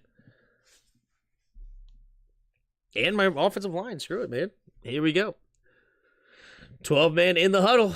That's a 5-yard penalty there for the Steelers. Now it'll be 3rd and goal from the 11. They had too many men in the huddle. Tough coaching. He was splitting carries with another running back. Titans have always had good DBs, RBs. Who was the RB before him? In 2016, who was the good RB there at the time? CJ2K was already gone. Dion Lewis, of all people? He was not that great. 3rd down back? Y'all already talk about Mike Florio and his nonsense about the hoodie to us. Absurd. And give up draft picks to get him. Just garbage. I did not talk about that, but ugh. Yeah, I love Bill Belichick, one of the best coaches of all time, but no. I don't want a 72-year-old coach. Tim, do you think the Commanders will trade Curtis Samuel and Gibby before next year is over? I don't know. I don't think so, because Gibby's not under contract anymore, and then I don't think Curtis is either. I think this is Curtis's last year of his 3-year deal. 3rd and goal. 3 receivers to the right. Allen in motion, but stays on the right side. 3rd and goal from the 11. Takes the snap, drops back. Pickett throws it to the right side, and it is incomplete. Oh, inaccurate pass there from Kenny Pickett, throwing it into the dirt, and it will be a 4th down and goal here. 4th down and goal. Allen Robinson, Allen Robinson did have a step on his man on the slant, but Kenny Pickett just not very accurate tonight at all. Kenny Pickett struggling. From the left hash, the snap, the hold, the kick is up. The kick is good from 29 yards out, and we have a tie ball game here in the 2nd quarter. Man, I missed the 2-minute warning. Completely missed the 2-minute warning. You know what? Here we go. Let's do it. Weddle on hard mode. Hard mode Weddle, because we were supposed to do it the 10-minute warning, but I thought it was... There's been so many injury timeouts, I guess I thought it was just one of them. I see... No, Murray's gone. DeMarco Murray was there, Brandon. You're right. B-Rob. All right, Brian Robinson is what I see here. Brian Robinson Jr. So we only got... We're 6'2" or 6'3". We're older than 26. higher number. We're not on offense, and we're not in the AFC. So we have AFC player here. 6'2" or 6'3", 20 over 26. I don't know. Kenneth Murray, maybe? Is he 27? He might be too young. Yeah, he's only 24 too. Whatever. Just threw it out there. Oh, and also he only wears number 9. Forgot about that.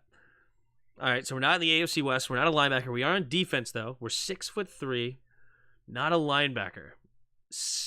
No, too young as well. Maybe?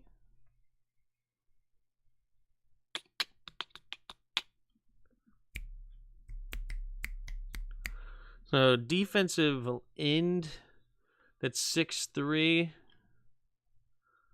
What about what about Miller? We are in the AFC East. Oh yeah, I forgot Miller's listed as a linebacker also. All right. So we're pretty young, we're older, so it's still not a linebacker. So probably a defensive end over there. Chubb?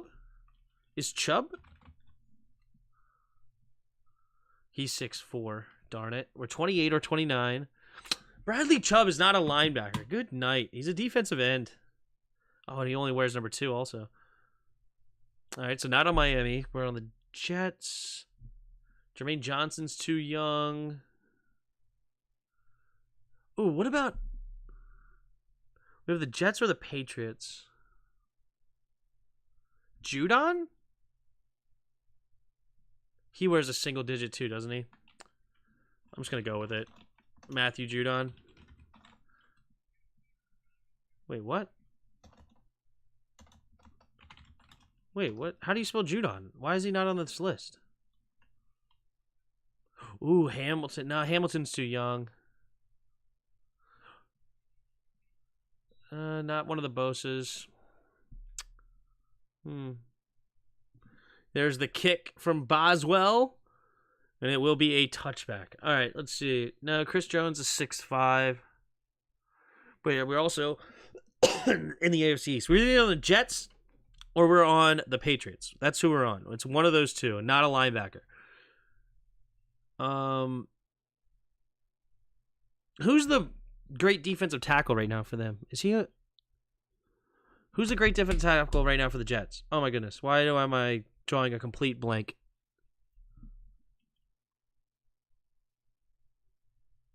No, Sauce is too young. Here we go. Well, Levis in the shotgun with a 1:16 to go in the second quarter. All 3 timeouts. At their own 25, takes the snap. Drops back. Levis going to set up the screen here to Tajay Spears. Tajay Spears runs away from the defense, but he's not going to get very much. Joey Porter with a nice tackle out there for a gain of only 1.5 yards. They got to hurry up, though. Clock is running, 1:05 and counting, now 1 minute. 30 seconds on the play clock. 2nd and 9. Will Levis gets him up to the line. Takes a snap, drops back to pass. Levis looking, throwing it underneath. It'll be caught by D-Hop. D-Hop with a nice spin move and diving for the first down. And the Titans will use their first timeout. Let's see here. It's not Quinnen Williams, maybe? Let's try Quinnen Williams. Q. So it is a D tackle. Man, Quinnen Williams is only 25? Wow, he's so young. Didn't know that. But it is a D tackle, not on the Jets. So we are on the Patriots. Who the heck are the Patriots D tackles? The only defensive lineman that's coming to mind right now is Judon, and he's not even on the list for some reason. Could have been a CB, but it couldn't have been Sauce. He's too young. Here we go. 2 receivers each side. Levis in the shotgun. Takes the snap. Drops back to pass. Looking, scanning, throwing it over to the left side. Has his man, and it's caught for a first down. Is Phillips.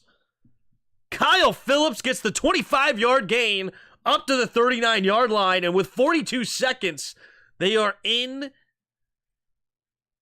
close to field goal range here. That would put them at a 57-yard field goal attempt.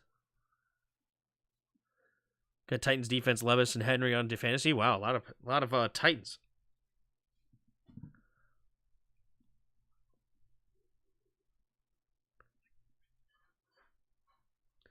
All right. I also think he only got to the 40-yard line. Let's see where they actually mark this. So it's 1st and 10, Levis in the shotgun. 3 receivers to the right. Yep, they only at the 40. 42 seconds left, 1 timeout. Levis takes the snap, 5-man rush, steps up, throwing it over to the right side, has a step on his man. It is Phillips again, and out of bounds after a gain of about 18. No, they're going to give him 21, and 35 seconds left as he goes out of bounds, and the clock stops, and they save the timeout, and now they're well inside field goal range, and forget field goal, they're thinking end zone now. Will Levis with pressure everywhere. He is looking really strong. Really strong.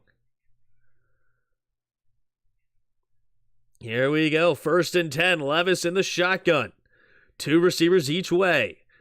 Levis calling out the middle linebacker. Takes the snap. Drops back. Blitz coming. Gets rid of it to the end zone and incomplete. Joey Porter with the great coverage yet again. D-Hop being blanketed there by the rookie. Joey Porter doing a great job on these go routes. Not to give up the back shoulder throw. Really good technique, turning around. Could have been OPI before defensive PI. He's just in perfect position. I love the Joey Porter turning his head back around to cover against the back shoulder. Really smart plays. Here we go. 3 seconds on the play clock. Will Levis takes the snap. A 4-man rush, steps up in the pocket. Has time, floats it to the end zone, and it's, Spears losing his footing, and he nearly dropped it into it, but Spears could not locate the football, couldn't get underneath. Yikes. Will Levis facing a little bit of pressure. Not really, actually. That was a really clean pocket. Never mind. It was more just offensive linemen stepping in front of him, so he didn't quite have the feet underneath him. But if Tajay Spears could have had his feet, he could have had it there. 3rd and 10 at the 19. Takes the snap. Handoff up the middle here. Nice cut by Spears, and the smart move. Let the Steelers waste their last timeout here. Nope, they will not. So they're going to use their last timeout here with about 4 seconds on the clock. And they will settle for a field goal to take the lead into halftime. So it was the Steelers who had the ball first, so the Titans will be able to double up here, get a field goal before the half. They take the timeout with 3 seconds, and they will potentially, pending a field goal, go into half with the lead. Who was that Forbes with the great coverage?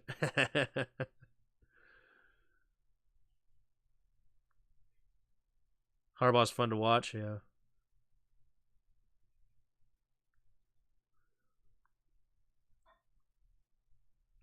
Hated Steelers for over a half 100.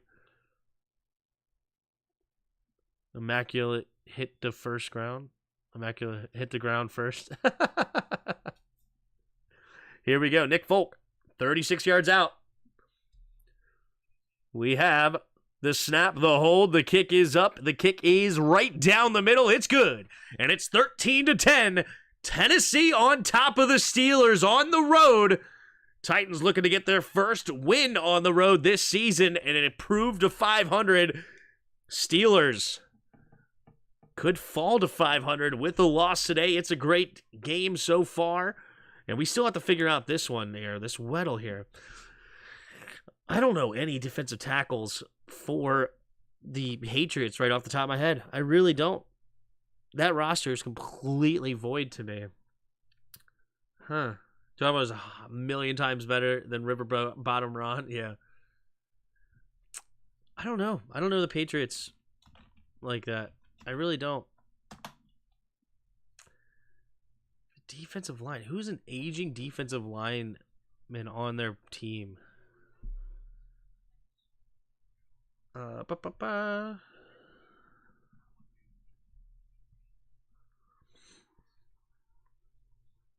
It's not Barmore. Huh, is it Devon Godcho? That name I have never heard of. Devon. I don't know anything about this guy. 28 years old from LSU, 6'3", 330 pounds. He's been in the league 7 years, and I've never heard that guy's name one time in my life. All right, we're going to Immaculate Grid now. You know what? Actually, Yuki asked me to just see what he got for the Twitter post. So let's just see what he has first. And then we'll do the grid. Twitter post. All right, here we go. Levis TD passes on 30-plus yards throws. Wow, he has 3, and the rest of the 2023 QB class has 0 touchdowns over 30 yards. That's interesting. Tonight marked the first time this season that the Steelers have scored points on their opening drive of a game. The only remaining team with 0 opening drive points this season is now the Jets. Interesting. The Steelers host the Titans on Thursday Night Football. Will Levis will help lead the Titans to their win last week. Yeah. The Rangers get their first ever team history championship for the World Series. Very cool. The Texas Rangers. That's awesome. Good for them. Top graded linebackers in coverage. Cooper from A&M. Okay. Michigan staffer was fired this fall after he got caught on video attempting to meet. Oh, yikes. Lower level staffer named Alex Yud. Oh, that's what they're investigating? An underage girl situation? Yikes.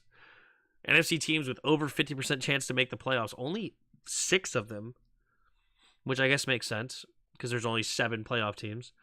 Saints are 64% chance likely to make the playoffs. Wow, that's higher than I would expect it. All right, let's get to this grid. Let's do it. All right, here we go. 10-plus sack seasons. We have, of course, Aaron Donald. It's got to be Aaron Donald is the highest. We're going highest again. I like to go for the highest. I think that's fun. I think it makes it a little bit more interesting and it goes a little quicker. So we got Aaron Donald, 74%. 10-plus sacks. Is this Nick Bosa? Has Nick Bosa ever had? Nick Bosa's definitely had 10-plus sacks. 100%, right? And then maybe the both Bosa brothers?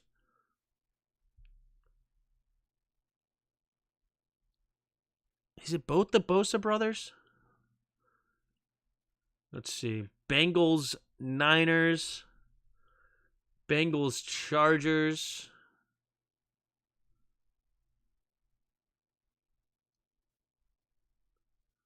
Aldon Smith, yeah.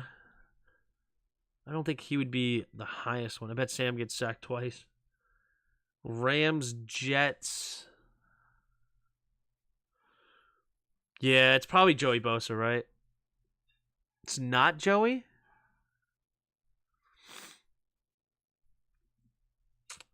You don't think it's Joey, huh?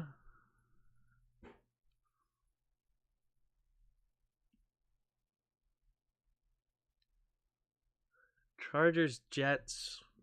LaDainian Tomlinson?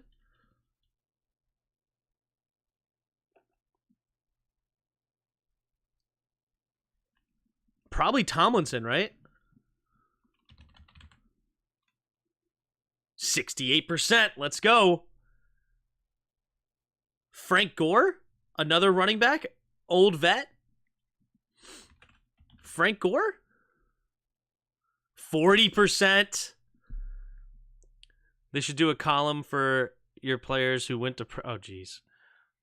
San Francisco to the Jets, probably Salah. Maybe I just don't think he is as good as Nick.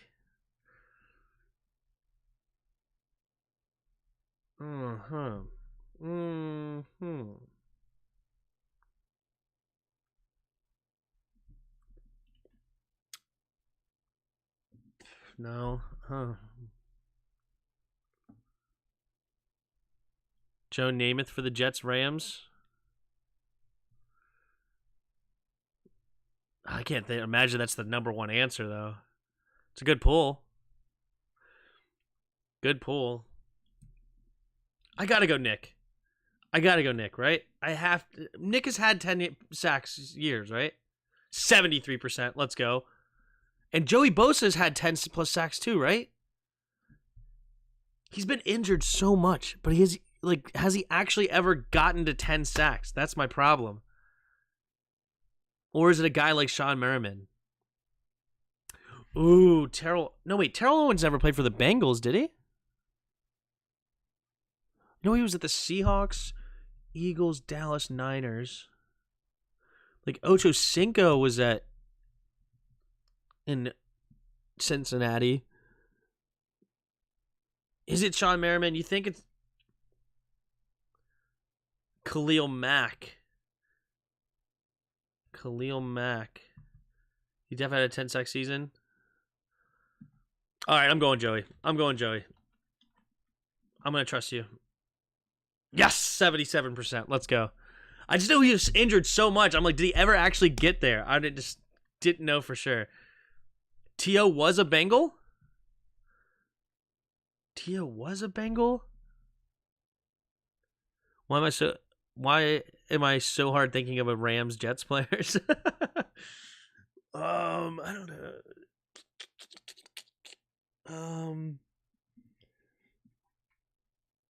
Got it. So T.O. did go with the Bengals. All right, I'm going Terrell Owens.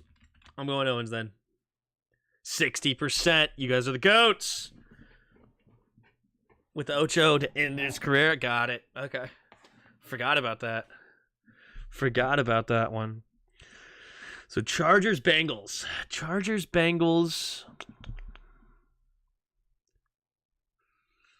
Bengals, Rams.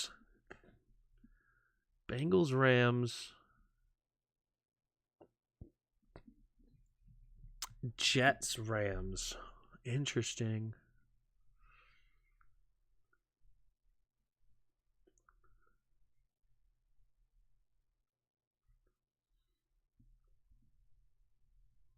Tim, Bengals, Chargers, Eric Bieniemy. Is that true? Did he actually play for both of them? I'm telling you, Joe Namath. You think Joe Namath is the number one answer? No way. Sorry, I meant why is it so hard thinking of Rams and Jets players? Yeah. Pittsburgh win by 20? I don't know. They're down by 3 now. I don't think they'll win by 20. I said they would win by a touchdown, but let's see here. Did Ogletree ever play for the Jets? Ogletree. All right, we're going Namath. Screw it. 35%. Solid. That has a chance of being the number one. It is Namath. There you go. Black Friday football game. Everyone knows Joe. He was on the Brady bunch, for Christ's sake. Obviously, everybody knows Joe Namath. I just didn't know how many people would know that he played for the Rams, because I didn't know he played for the Rams. But all right, there you go. We went for it. EB was a Charger and a Bengal. That's funny. Let's see. Let's think of somebody that's more recent. Bengals, Rams. I'm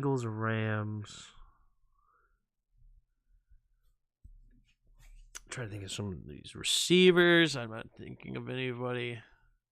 Because Odell was in the wrong Ohio team. It's EB for the Chargers. That's funny. Keyshawn Johnson played for the Bengals? Did Reggie Nelson play for the Rams? I have no idea. No idea. Let's think here. Come on. Who's the number one answer? Is it Fitz for Rams, Bengals? Has he played? Andrew Whitworth? Did he play for the Bengals? Oh, if Whitworth played for the Bengals, that's a great answer. He's literally on the halftime show. Did Whitworth actually play for the Bengals? Somebody else corroborate this. Not named Red Wings. It is Whitworth. Okay, I'm going to go with it. Andrew Whitworth. 62%. Let's go. Good pull, guys. Good pull. Okay, so Bengals, Chargers. For the last one. Bengals, Chargers. Let's think. Bengals, Chargers. Bengals, Chargers. We have... I'm trying to think of one that had played. No.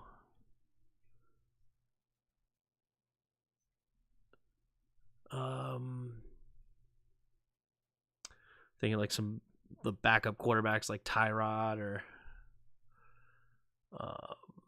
Carson Palmer never played for the Chargers. He wasn't a backup though. Rivers, Gates never went over there. Thinking of some popular names here. I know Vincent Jackson went to Tampa, but he never went to... I don't think he ever played for the Bengals.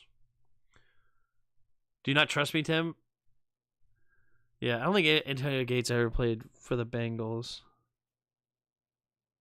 Yeah, no Palmer.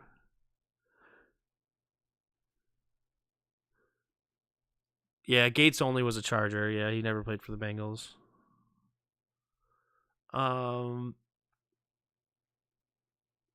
Bengals win the Charger? Let's see here.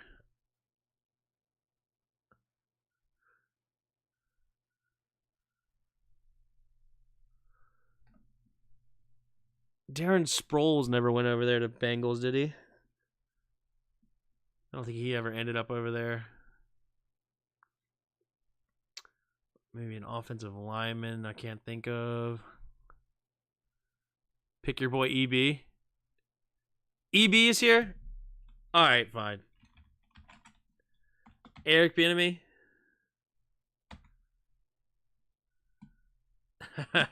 It wasn't the number one answer, but we got EB in there. That's fun.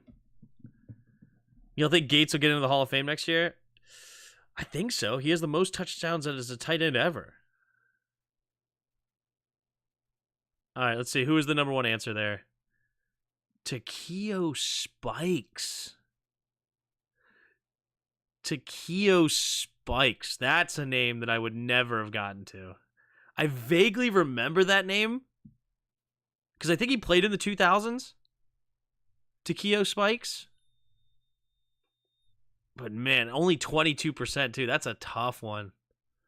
All right, well, there you go. Perfect timing. We're getting the kickoff now. Steelers kicking off to the Titans. The Titans will fair catch it at the 7, so that means they will get it at the 25-yard line, and that is where Will Levis will get the ball again. Did Danny Woodhead ever play with Cincy? I don't think so. Yeah, Takeo Spikes the linebacker. Yeah, that name does sound familiar, but... man, I wouldn't have gone there. Vince Papale. All right, here we go. Will Levis in the shotgun. 2 running backs in the backfield with him. They also have a tight end off ball behind the left tackle. No D-Hop on the field right now. Takes the snap, hand off to Derrick Henry. Derrick Henry will barrel forward for a gain of 2. Yeah, big read that they were going to run the ball is no D-Hop on the field there. Spikes came out of Auburn. He was a beast in his younger days, yeah.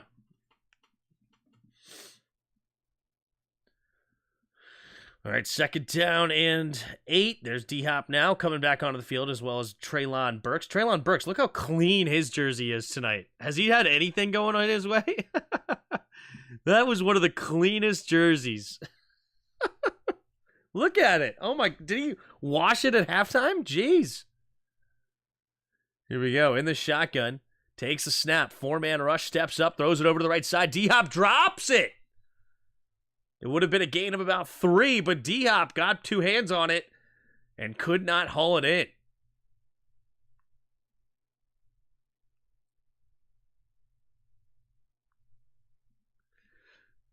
All right, all right. Will Levis right now, 12 for 18, 153 yards. Kenny Pickett, 8 for 15, 78 yards. 3rd and 8 here for the Titans. In the shotgun, 2 receivers each way. Tajay Spears to his left. Blitz might be coming here for the Steelers. Let's see if they send it here. Looks like press man takes the snap. 5-man rush, steps up, throws it over to the left side, and nearly intercepted Patrick Peterson got a hand on it, but could not haul it in. 4th and 8. That would have been a pick 6. If he would have caught that pass, that nobody would have stopped him from getting into the end zone. And it is now 4th down, and they will be forced to punt. Wow, is the middle of the field actually that much of a different color? You guys see that?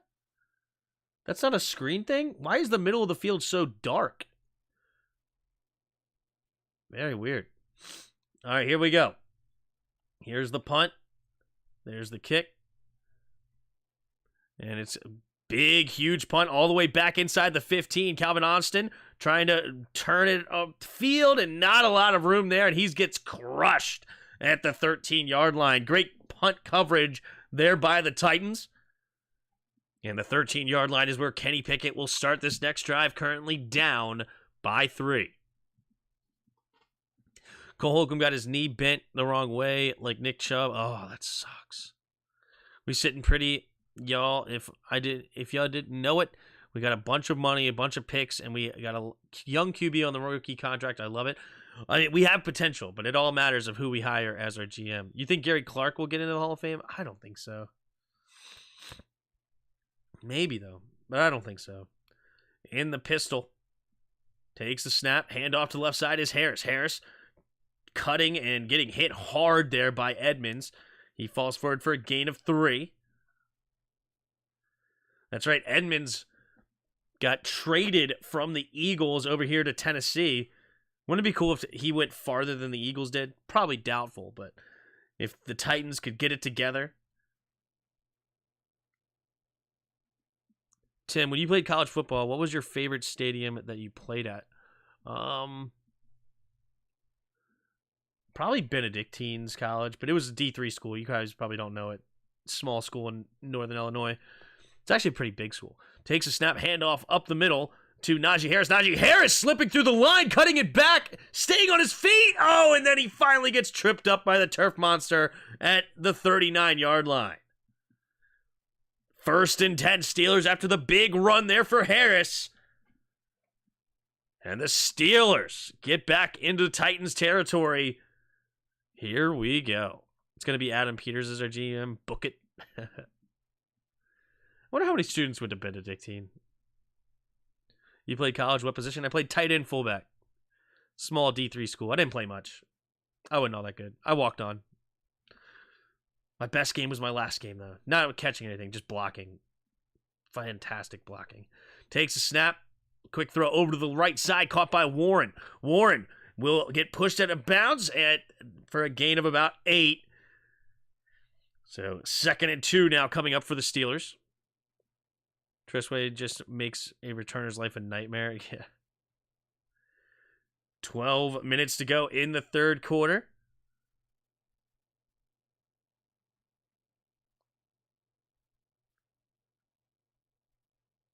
Here we go. Could use it on the Commander's O-line? Yeah. Here we go. In the shotgun. Kenny Pickett puts a man in motion is Washington. Takes a snap, handoff up the middle here. Warren runs into a wall. Shahir and Simmons and Gibbons comes up and knocks him back, and it'll bring up 3rd and 2.5. They are outside field goal range, so they need a couple more first downs to get a field goal. Nobody locates Shahir. Bad pulling tackle there. Pulling tackle, didn't locate anybody, didn't block anybody. That's never a good sign. What was your 40 time? Probably like 6 point forever. Never ran the 40. I don't know what it would be. Takes a snap, play action, rolling to the right, caught by Harris. Harris will get the first down, falling forward for a gain of 5. Good quick throw there by Kenny Pickett on the play action, finding his running back, and now it's 1st and 10 for the Steelers. Look at the bling on Al Shahir. Look at that big chain that he has on him. Jeez. If I would have guessed, seriously, if I would have actually ran the 40, I would say I was probably like a 5-1, 5-0, 4-9 at my best. I don't know. 3 receivers to the left. Takes the snap, drops back. Steps up. Can't avoid the rush. Now he's going to find the check down, and Najee Harris drops it. Hits him right in the hands. Looked forward before he brought it in. 2nd and 10. Tim's 40 was like an 8.25. Yeah, probably.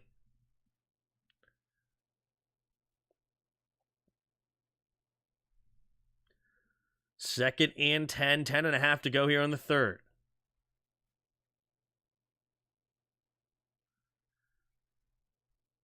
In the shotgun. 3 receivers to the left. Takes a snap. Handoff to Warren. Warren bouncing it around, trying to follow his block, spinning, and he'll get a gain of 2 on the play. 3rd and 8, up to the 45.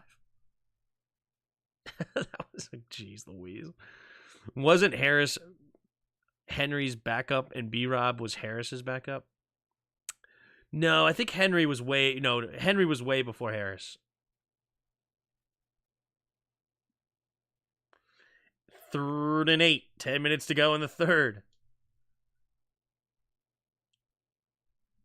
In the shotgun. 3 receivers to the left. George Pickens on the right. Takes a snap. Looking to his left. Stepping up. Throwing it over to the right side and trying to squeeze it in and nearly intercepted. Tipped in the air, but wait a minute. There might be a flag on the Titans. This drive could be staying alive. I'm going to make a fight about it. 9:45 to go in the 3rd. Probably Damian Harris, Troy. Molden gets called for illegal contact, and that will give a fresh set of downs for the Steelers up to the 40. I think it was probably Damian Harris was in between the two.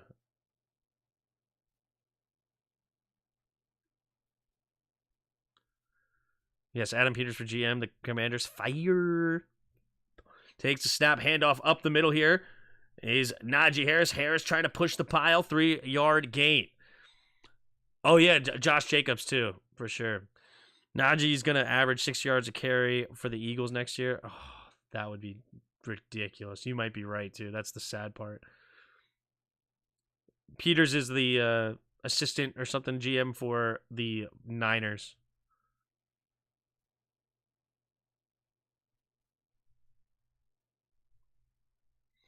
Here we go. 3 receivers to the left. Single back. Puts a man in motion. Is Robinson. Takes a snap. Play action. Rolling to his right. Going to throw it underneath. It'll be caught by Darnell Washington, the rookie. Falling forward for a gain of 1st down. Gets 7 on the play, and that'll move the chains for the Steelers. Really good drive from the Steelers here. Helped by 1 penalty, but other than that, they've been moving the ball quite well.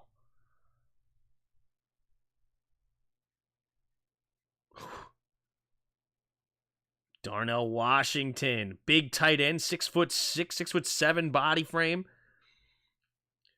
Here we go, 1st and 10. 8:25 to go and counting. 2 receivers each way. Uh-oh.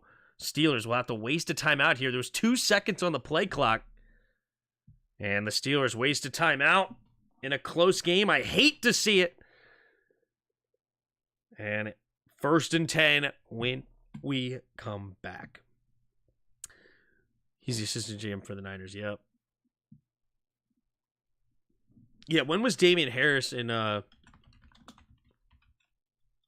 Damian Harris, when was he in college? He was in 2019, so yeah, that's another one that was in between Harris. So it's from 2015 to 2018. And then Josh Jacobs would have been right before him. Nolan Teasley is a candidate too. Assistant GM for the Seahawks. And he could bring in Shane Waldron as head coach. I would love that too. Who do you want to win? Want is not the right word. I don't care. I picked the Steelers going into the game, but I respect what the Titans do too, so I don't really care. Either way would be fine. Head coach Jim Harbaugh, DC Ryan Kerrigan, Alec Halaboy. I don't know who the OC would be. Dude, I want Alec Halaby. Why are we still talking about RBs in the draft? Somebody asked who the order was for the Alabama running backs. All right, I'm going to be right back.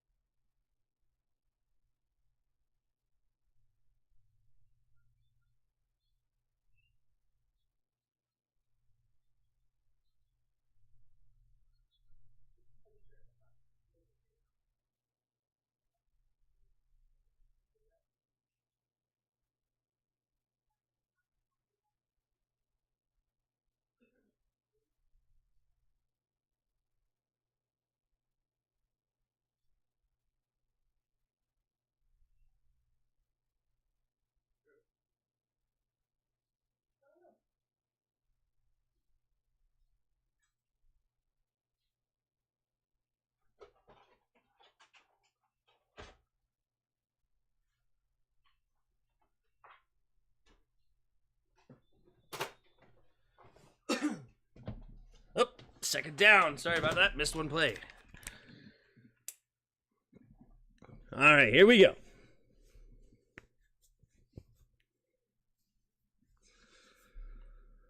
Holy crap. Reggie Wade had 105 sacks in 100 games.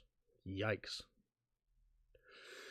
All right, here we go. 2nd and 7 after the 3-yard run from Harris. Under center goes Kenny Pickett. Austin in motion, takes a snap, Jets sweeping it to him. Good block there by Pickens, and it'll be a nice first down.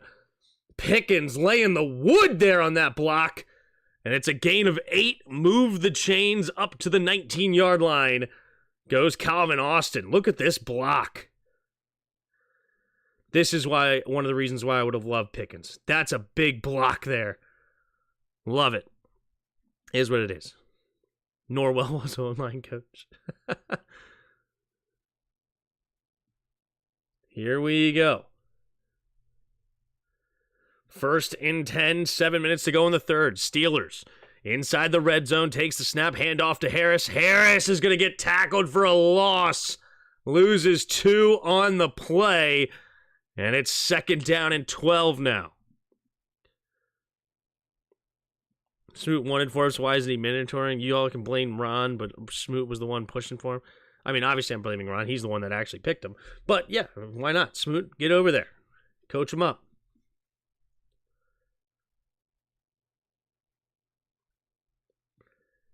All right, here we go. 2nd and 12. Washington in motion, left to right, 2 receivers each way. Pickett in the shotgun, takes the snap. Quick throw over to the left to be caught by Warren. Warren makes the first guy miss, and he gets tackled hard there by Gibbons, but not until after a gain of about 8. 3rd and 4 now coming up for the Steelers. 6:15 and counting here in the third quarter. I was extremely disappointed in your lack of understanding on the recent trades. My lack of understanding? I'm fine with the players being gone, okay? Fine with the players being gone. It's fine. You guys don't understand where I'm coming from, but it's all good. It's where we are. All that matters is if we hire a GM, it doesn't matter in the end. 3 receivers to the right. Kenny Pickett in the shotgun, takes the snap. Drops back, looking to the right, going to the end zone. Has Pickens, and he's in! Does he get his feet in bounds? George Pickens, touchdown! Steelers! We got to look at his feet, make sure he does toe drag that left foot. But for now, it's dropped in the breadbasket. Touchdown, George Pickens.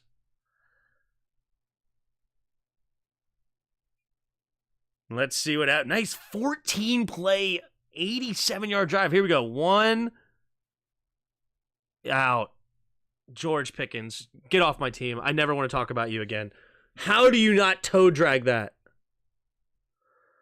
It's out of bounds, 4th down. The Steelers will have to settle for a kick. George Pickens, how do you not toe tap that? Trash can McGee.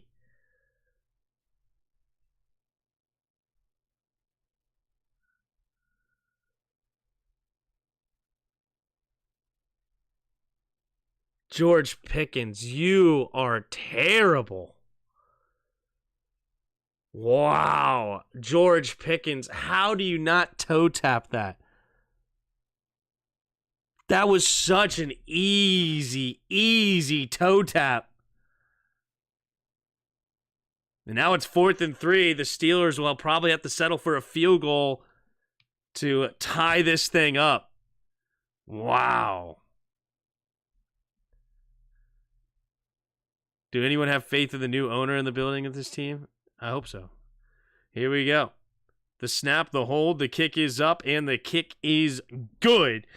So it is all knotted up here, 13s apiece with 5:41 to go in the third quarter. A lot of football left. I can't believe he does not get this foot in. That is unbelievably terrible from George Pickens. Garbage. Ay. Josh will hire a good GM, and he'll let him do his job. That's the hope. That's the hope.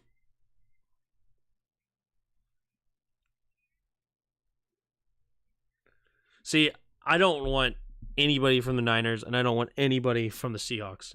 They believe in drafting early running backs. I hate that, okay? I hate that. You guys don't understand how much I hate that. Like, it just shows me such a lack of understanding of football. Like, it's crazy to me that in 2023, you do not understand that overdrafting a running back is a bad idea. It's insane to me. Like... It's just such a bad, horrible idea on every level. Like, and you trade first-round picks for running backs. Terrible.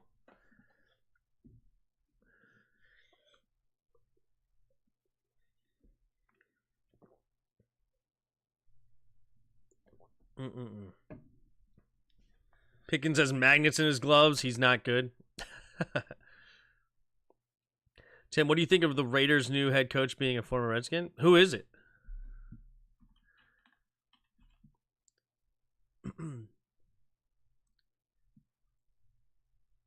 None of their names are Dan Snyder. That's what where my hope lies. Yeah, you save those picks for linemen, and you can find a solid running back in the exactly.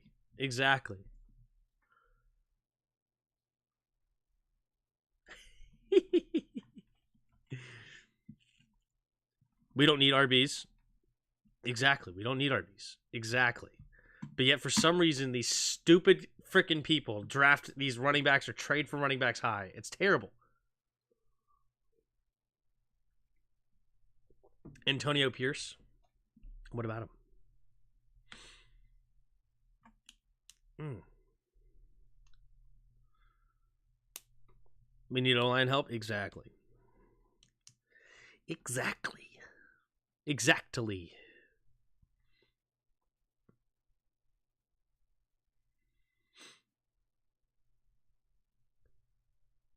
I hated that pick. It's so stupid to draft a running back in the first for the Chiefs. Terrible. And now who's their starting quarter or running back? A 7th round pick. So dumb. Lucky for them, they finally figured out the quarterback spot. Oh, Antonio Pierce is the Raiders head coach? Interesting. Here's the catch and fair caught at the 5-yard line for the Titans at the 25-yard line. Who's the Cincy's OC? I don't want Cincinnati's OC. I don't want somebody with a great quarterback.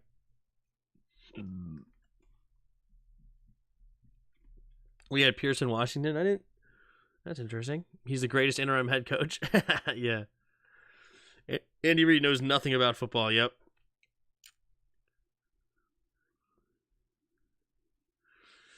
Here we go. Single back formation, 3 receivers to the right. Puts a man in motion, takes a snap, hand off to Henry up the middle. Henry will fall forward for a gain of 4 up to the 29-yard line. 5.5 to go here in the third. 2nd and 6 coming up for the Titans. You know, that's the Seahawks and 49ers are good teams and have been crap. We have been crap, and y'all don't want anyone from a winning team. I do want somebody from a winning team. You can ignore that. I want somebody from a winning team big time.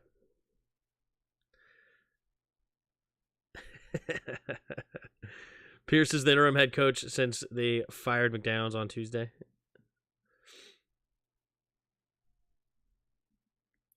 Who's the last running back for the 49ers drafted in the first? Well, they traded a first-round pick for CMC.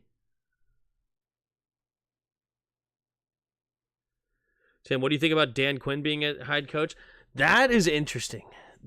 It's because it's twofold. He won't be a Cowboy anymore, and our defense should improve a lot. But it all depends on who he hires as OC, too. Which I liked the two OCs that he had in Atlanta. He just didn't have luck down there in Atlanta. 2nd and 6. Burks in motion, stays on the left side, though. Takes the snap, handoff, play action, actually. Will Levis steps up, throwing over to the left side, and it is incomplete. Hopkins nearly got his hands under there. Will Levis, dangerous throw over to the left side. And it's now 3rd and 6 for the Titans. Since they traded for him, CMC has a TD in every game in a row. I don't care. Elijah Mitchell behind that offensive line had 1,600 yards.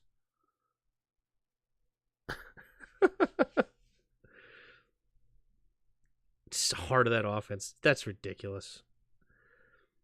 Do you guys know who Elijah Mitchell is?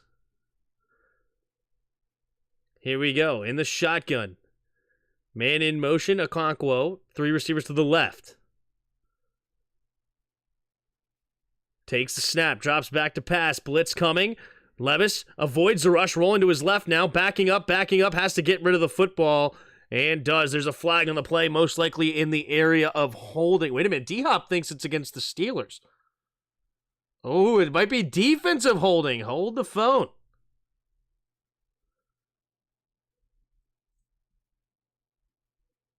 .4:57 to go in the third.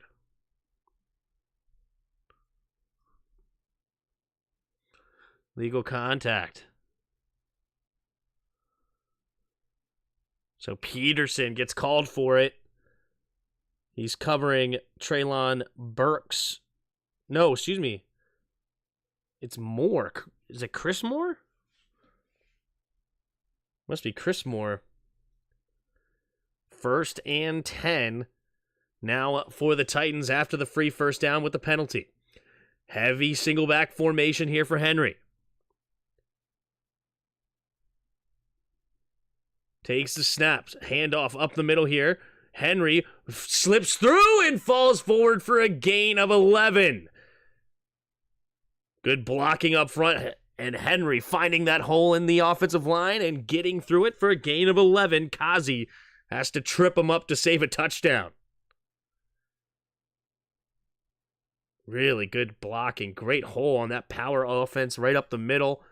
Derrick Henry squirts out. And if he could somehow slip that tackle, that could be 6. Here we go. 3 receivers to the left. Levis in the shotgun. 5 down linemen for the Steelers again. Levis takes a snap. Handoff up the middle here is Tajay Spears, and Tajay Spears will fall forward for a gain of about 5, maybe 6, depending on the spot. All right, forget about the $20. Go ahead and give them 25. Tim, why do you always say Elijah Mitchell got 1,600 yards behind that line? Mitchell doesn't even have 1,600 yards in his career. Never had 1,000. Elijah Mitchell, am I crazy? Am I wrong? Maybe I'm completely making this up. Hold on. Elijah Mitchell. Did he not have a year where he had 1,600 yards? Am I crazy?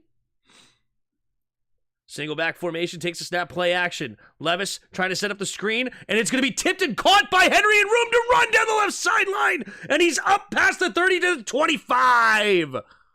Wow, Will Levis giving his running back a chance as he got crushed. And Derrick Henry tips it to himself and then has a wide open field. Wow, this game is a game of inches. Am I making this up?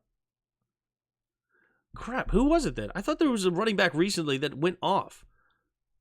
Maybe I saw something that he was on pace for 1,600, but no, he only had 963. Still 4.7 yards a carry. But yeah, wow, I was wrong. Single back formation. Takes the snap, handoff up the middle here, and will fall forward for a gain of only 1 is Henry. Huh. Interesting. All right, well, my bad. I made it up. I don't know why. I would have said for sure he had that. But yeah, he only has 1,300 yards. So yeah, All right, well, I was wrong. Maybe it was CMC. CMC has never had that either.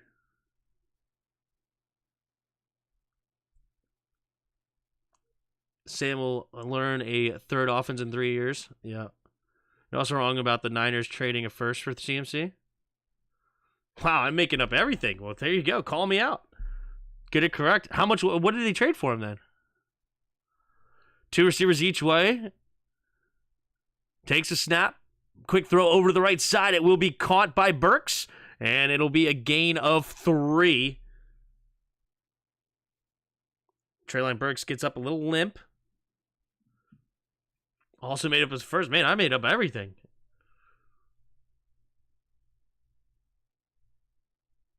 You know what? Maybe I'm combining. Alfred Morris had 1,600 yards. Will Levis throwing it over the right side. I just knew Elijah Mitchell had a good season. And you know what? Alfred Morris had 1,600 yards, didn't he? I just combined those two things in my head. Under Shanahan's thing. Will Levis in the shotgun. Takes a snap. Pumping. Looking right. Now he's going to set up the screen. Tajay Spears has to make the first guy miss, but good defense there by the Steelers. And that's a big loss on 3rd down.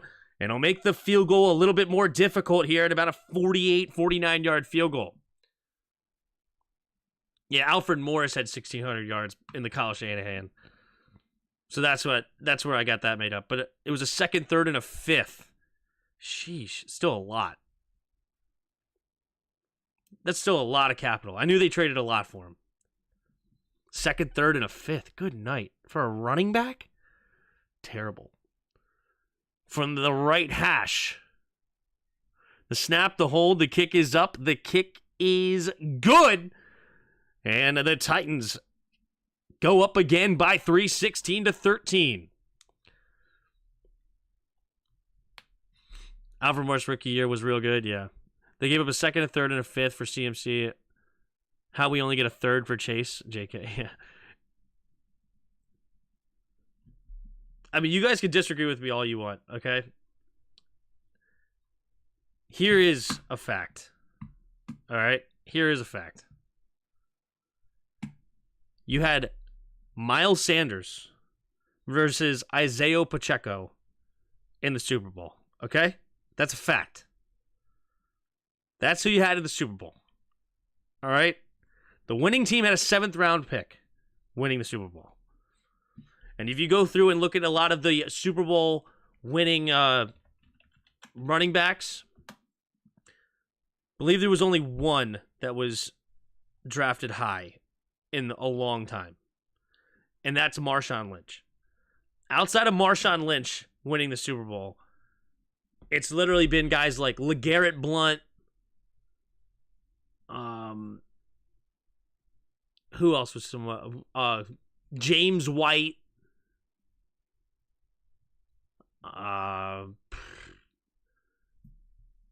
Because I know LeGarrette Blount won back-to-back with the Patriots and the Eagles. Steelers had what? Noshawn Moreno?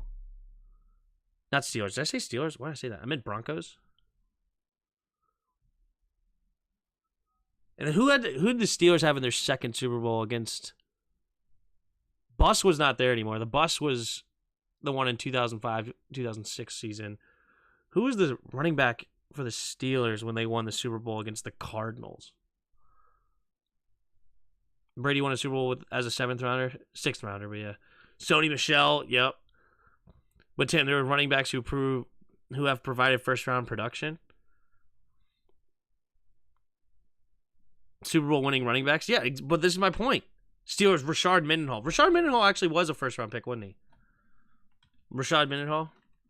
He was actually drafted pretty high. Yeah, he was in the first round. He was pick number 23. So, let's see here.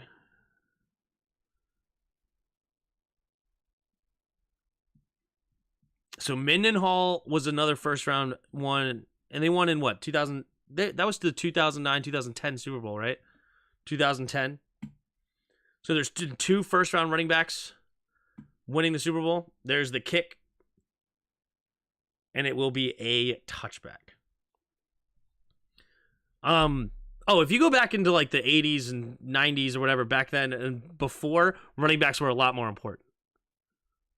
Whether you draft him or not, Henry was obviously provided more value than your average first round pick. Excuse me. No, thank you. Where was Bell drafted? Le'Veon Bell? He was a second round pick at pick 48. Play action. Rolling to his left. Quick throw underneath. It'll be caught by Hayward. And Connor Hayward, would get tackled for a gain of 4. Maybe 5, depending on the spot. He was a second round pick.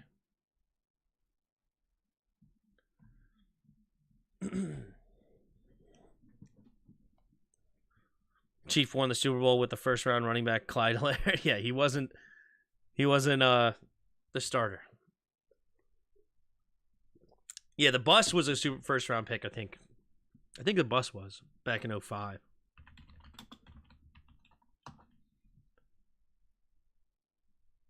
Yeah, he was picked 10 in 1993.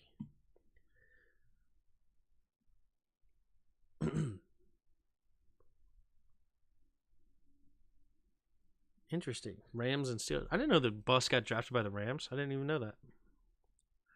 Oh, I just thought of him as a Steeler.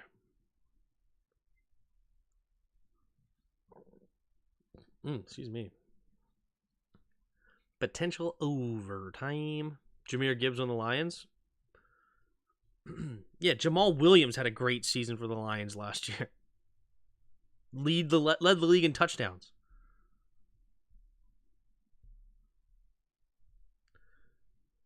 A good candidate for head coach.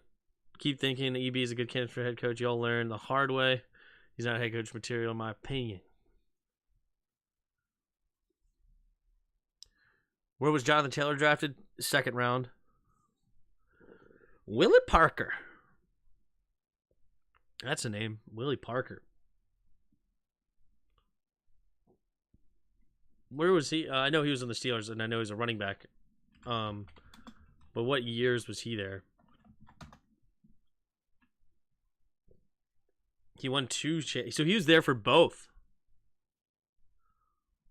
But he wasn't the leading rusher for the Steelers when they won. And actually, dang, he was the leading rusher. Holy crap, he was the leading rusher in the first Super Bowl. I was going to say the second Super Bowl he was not, which he wasn't. But it actually, the boss wasn't even the leading rusher? Or did they have 2,000-yard rushers? Jerome Bettis stats.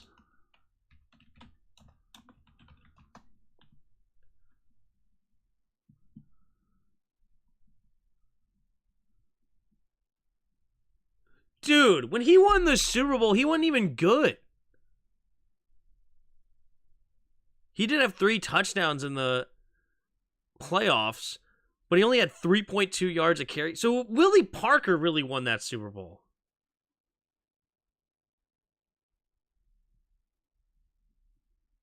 Willie Parker had more yards in the playoffs, but he also only averaged 3.2 yards a carry.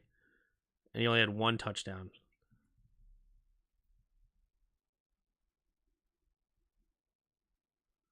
Wait, did the Steelers win the 2008-2009 Super Bowl or the 2009-2010 Super Bowl? That was the 2009-2010. There we go. Takes a snap, handoff to the left side, and it will fall forward for a gain of 2. But was Willie Parker a first-round pick? Maybe Willie Parker was a first-round pick, too. Undrafted. Undrafted. Here we go. 3rd and 3. They hurry up to the line. Kenny Pickett in the shotgun. 3 receivers to the right. Takes the snap. Drops back to pass. Quick throw over the left side, and it's going to be caught by Johnson. And he stepped out of bounds, but he does get enough for the first. Gains about 7 on the play. It was the 08-09 season. So Mendenhall wasn't even the leading rusher on that team either. There have been 11 first-round running backs in the last decade. Then it's not a significant sample. Excuse me. There's a reason that there's only been 11. Excuse me. 1st and 10. In the shotgun, takes snap handoff up the middle. Here is Warren. Warren barreling forward for a nice gain of 5 on first down. 2nd and 5 coming up at their own 47. Holy crap. Jalen Warren just barreling through this offensive line and just ran right into Elijah Molden. Truck stick. What a play. I'm telling you it was Harris. Who was Harris?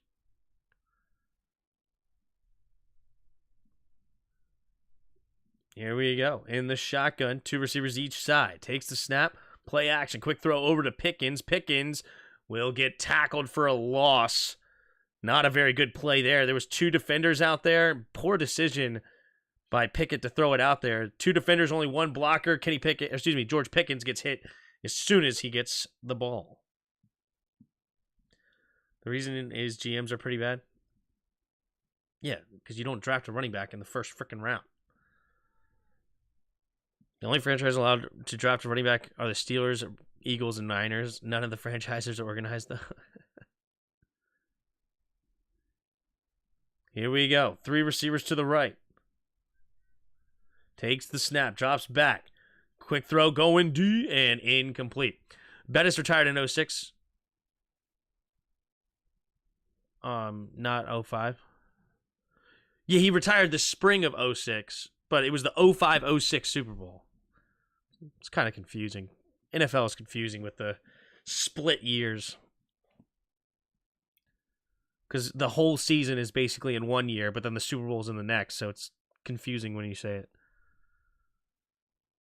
Here we go. There's the kick from Harvin to punt it away to try to pin him back deep.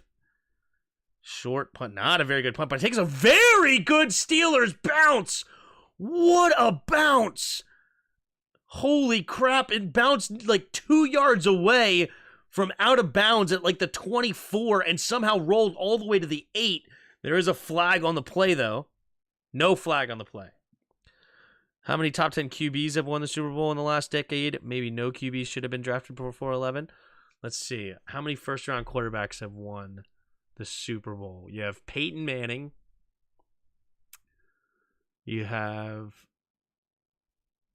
Matt Stafford. Patrick Mahomes has 2. And then Brady or Nick Foles are the ones that did not win. You have Russell Wilson, who was a 4th.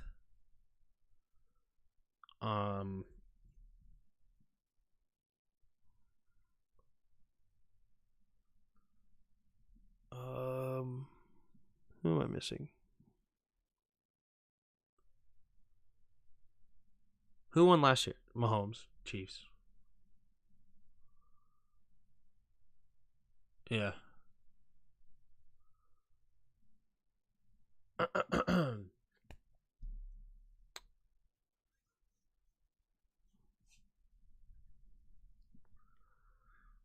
said top 10. So Stafford. Also, Mahomes was drafted number 10, wasn't he? Or was he drafted 11? Did he get drafted 10 or 11? Mahomes?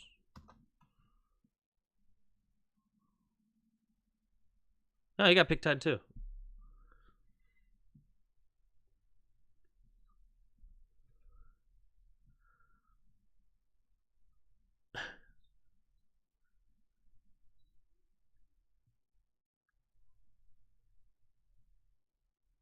Malik Willis can play DB better than Forbes.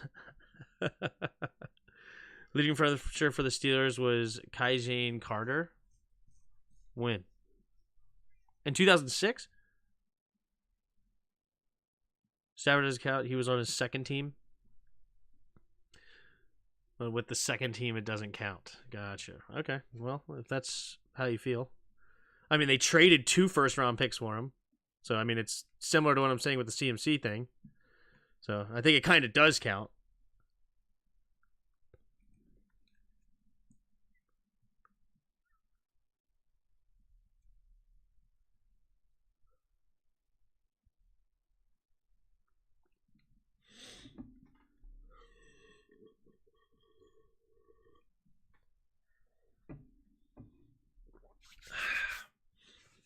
Here we go.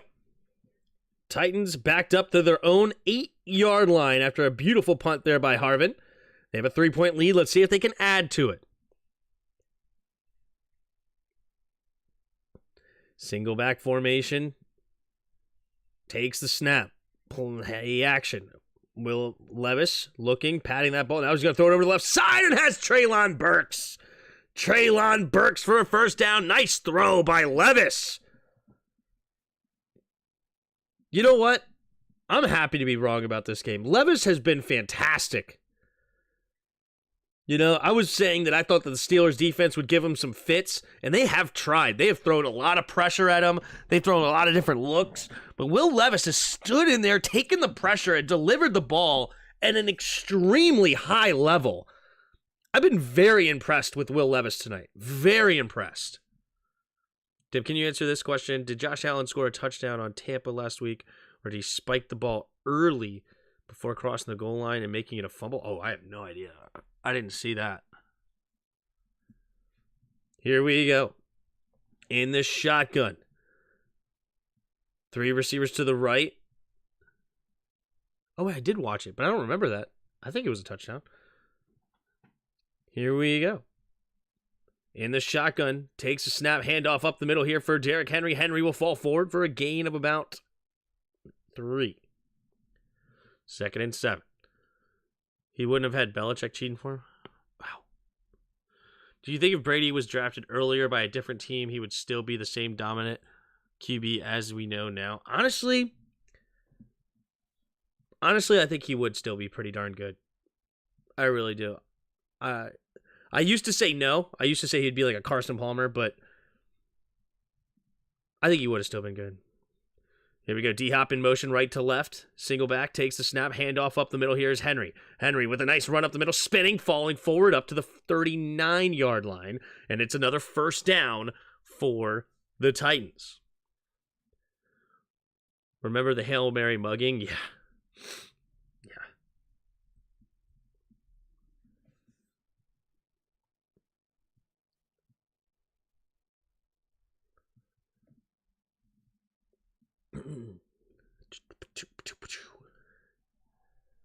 I just don't remember the play that you're talking about where he ran it in, that he spiked it. I don't remember. 1st and 10. Single back formation. No, excuse me. Offset I formation. Hopkins goes in motion left to right. Now gets set. Takes the snap. Blitz coming, play action. Levis throwing it into the dirt. Felt the pressure coming from behind and up in front of him. And it's 2nd and 10. Belichick's record without Brady worse than Rivera, just saying. Yeah, Mac Jones wasn't it. Mac Jones is not it. I'm disappointed in him not going to Bailey Zapp, that's for sure. That's pretty big problem. 2nd and 10, 10-13 to go in the 4th. 2 running backs in the backfield with him. Takes the snap. Setting up a screen to Spears in the slot. Spears will fall forward for a gain of 2.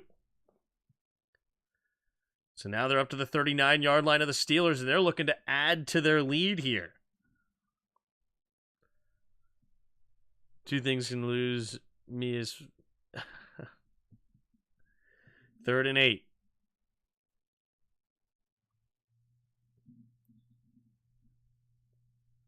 I think it was Bill's first TD in the game. I don't remember. I feel like I remember him coming in, but I don't remember him spiking it. 3rd and 8. 2 receivers to each side. Levis in the shotgun. 3rd and 8. 2 seconds on the play clock. Takes the snap. Blitz coming. Will Levis stays inside. Now he's going to throw it underneath. It'll be caught by Snow. It's dropped by Spears. He tipped it around, but good defense there by the Steelers. And now at excuse me, they were at their own 41. Sorry, I messed up. They were not even close to field goal range. Somehow I got mixed up on that. Anyway, so the Titans will be forced to punt here in a 16-13 game with 9.5 to go in the fourth quarter.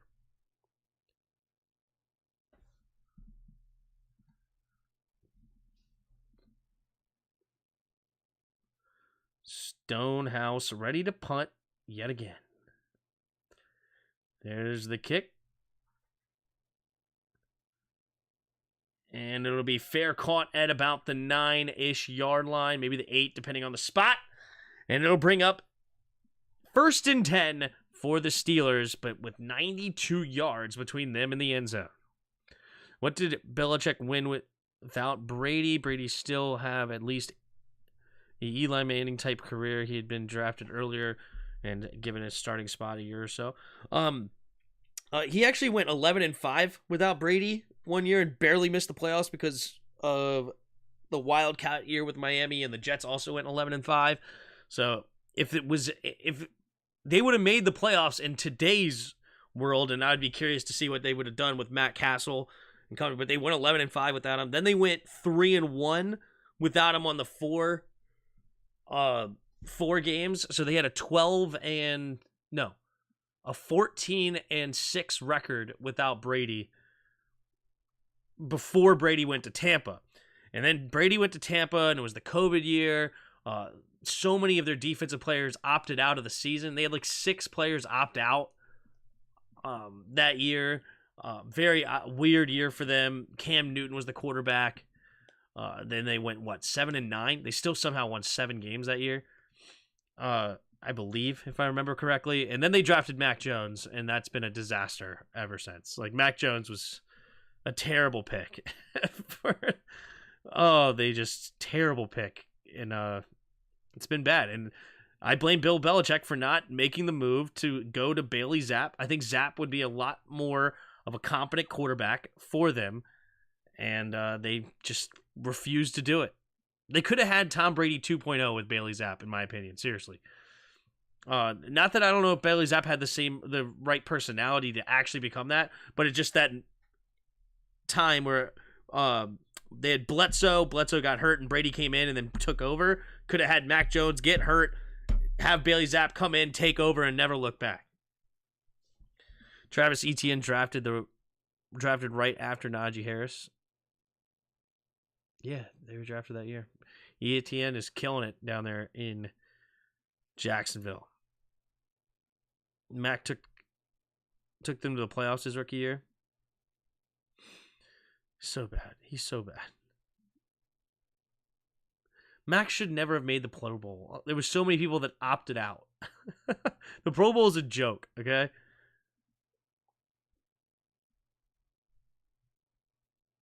Ooh.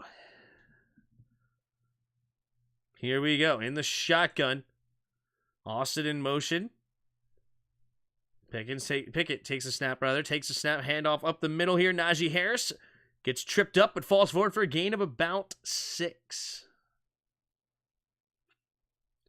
Bailey Zapp. Oh, gosh, I have no clue. That's funny. Mac Jones had a dang good rookie year. I don't know about that. Mac Jones stats. What was his rookie year stats? 3,800 yards, 22 touchdowns, 13 picks. 3 receivers to the right. Austin in motion to the left. Takes a snap. Handoff up the middle here is Harris, and Harris will fall forward. Whoa, he somehow stayed up for a gain of 3 to move it for a first down?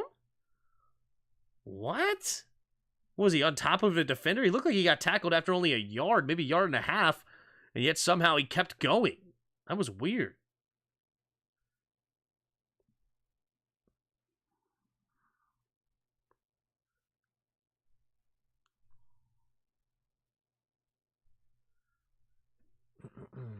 They had Mike McDaniel back in the All Things cringe. What?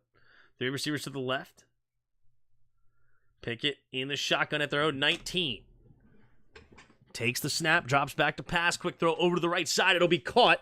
And it'll be a gain of 6 is Miles Boykin. Under 8 minutes to go in the fourth. Making Bill Belichick head coach in Washington will be like Bill Parcells in Dallas. Yeah.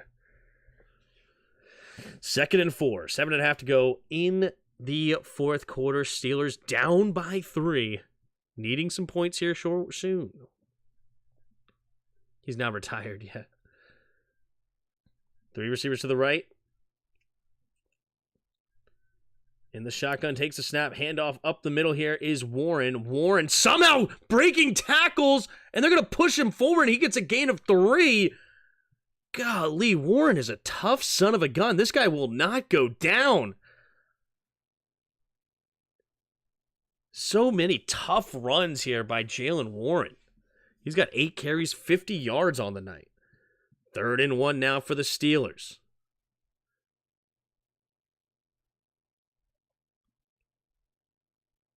They get Mike McDaniel back as OC. Things will change. Don't forget he had Matt Patricia as OC, which is a terrible hire.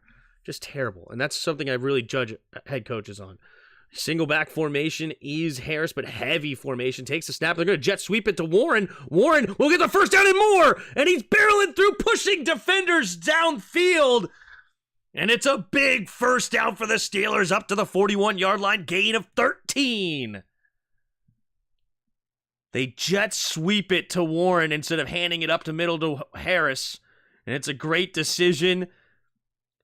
Oh, Warren just beating the linebacker to the edge. Honestly, the defense was not that bad. It was right there. Good defensive play call, but the speed of the players could not quite do it. Here we go. 2 receivers each side in the shotgun. Drops back. Looking, throwing it over to the left side, and incomplete. Looking for Deontay Johnson. 2nd and 10. Here we go.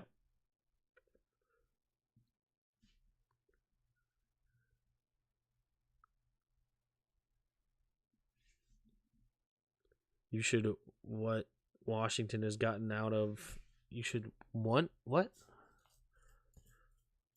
I don't know what you meant. Thought Matt was a DC. He was, and yet for some reason he was hired as an OC now. 2 receivers each side. Picking in the shotgun. Takes a snap. Handoff up the middle here. Harris falling forward for a gain of 3. And a bring up. 3rd and 7 now for the Steelers. Uh-oh. Harris loses his cleat. And he's going to have to go to the sideline. He does not have a cleat on right now.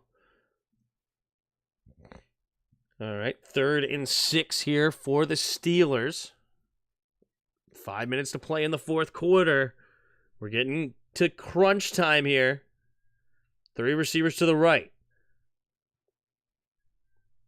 Takes the snap, drops back to pass. Pickett going deep. Has Deontay Johnson who makes the grab.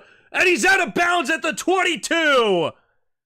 Deontay Johnson has had a pretty quiet night tonight, but he comes up with a big play when the Steelers need it most. Beautiful throw here by Pickett right in the breadbasket, and Deontay Johnson makes the grab. Beautifully done. Wow, he has 6 catches, 87 yards. When? Good night. It's been so quiet, yet somehow he has 87 yards. Good for him. Here we go. 1st and 10, 3 receivers to the left. Takes a snap, handoff up the middle. Is Warren spinning off a tackler, getting to the right side, hitting into the secondary, and he's reaching for the end zone. Is it in? The officials say he's just short. Oh, he must be out at the 1-yard line. 1st and goal. Let's take a look at the replay here. 1. He is out of bounds at the half. Oh, it's so close. So close. Warren, holy crap. Jones gets absolutely obliterated into the backfield, but Warren spins off of it, hits the edge, and nearly gets into the end zone. Holy smokes.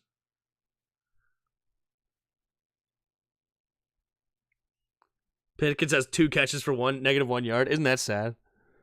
So pathetic. Should have had a touchdown, donkey. Here we go. Single back formation at the 1. Takes the snap. Handoff up the middle is Harris. Harris will not get the touchdown. Sorry, he barely gets back to the line of scrimmage. Maybe it'll bring up 2nd and goal.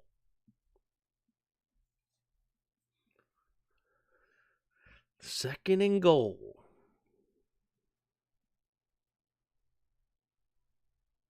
Four and a half to go in the 4th.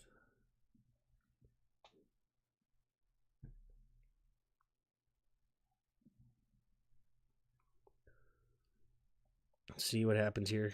George Pickens. Why do I keep mixing these two up? Kenny Pickett. Oh, he motions out. We got Wildcat formation. And, oh, this is going to be a false start. He got tackled for a loss anyway. But this is going to be a false start on the Steelers. And it'll be 2nd and goal from the 6 now. Going the wrong way are the Steelers. Tennessee bringing in Derrick Henry for D-tackle. All right. So Daniels gets called for the false start. 4:10 to go in the 4th quarter. Yeah, he just completely goes early.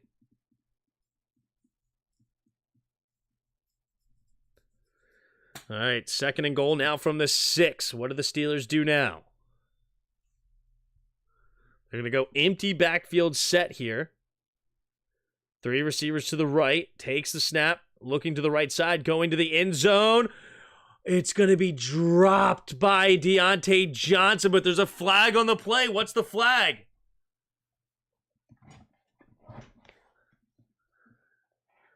Is it going to be pass interference? Allen Robinson jumped up and saying, yo.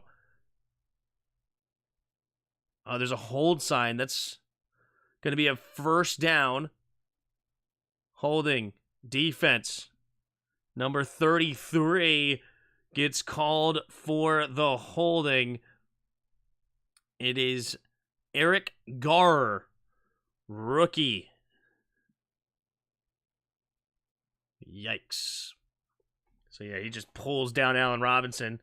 So now it's 1st and goal. Half a distance to the goal. Should be 1st and goal from about the 3. 4:06 to go in the ball game.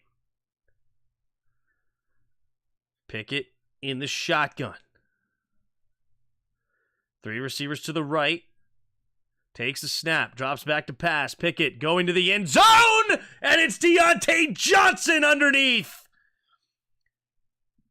Deontay Johnson gets the touchdown, and the Steelers take the lead here 19-16. And Boswell will come on to the extra point to make it a 4-point game. And then the Titans will have their work cut out for them. Will Levis have a 4th quarter comeback game-winning drive in him? Or will the Steelers pull away with a tight, low-scoring victory? Tim, how was your Halloween? Got some tandy? Nah, the snap, the hold, the kick is up. Kick is good from Boswell, and it is a 4-point game. What was the over-under of this game? 36.5 was the over-under, and we're sitting here at 36.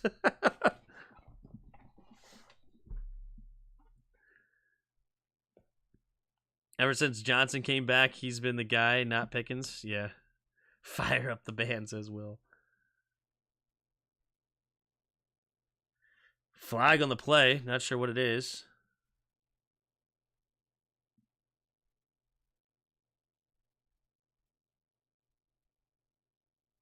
After the extra point was good. Unsportsmanlike conduct. Number 77, Jones, the rookie. Wow. Who would you draft in the 1st round? I have no idea. I have not done any research.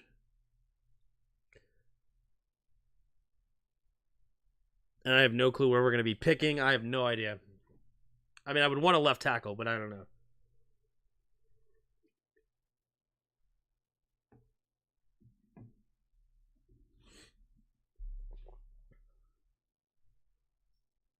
Vegas knows their stuff. Absolutely. Absolutely.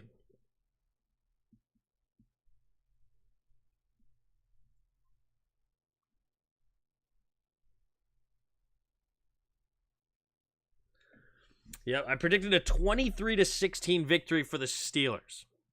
23-16. Have I been close? I don't know. Field goal, punt, touchdown. Where were they here? Pittsburgh 44, yeah.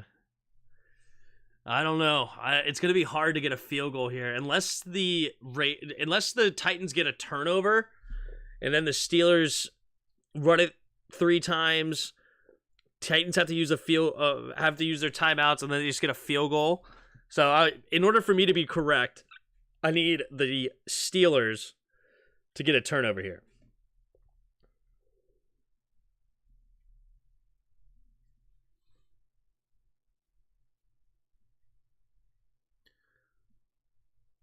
It's the pick-to-pick connection.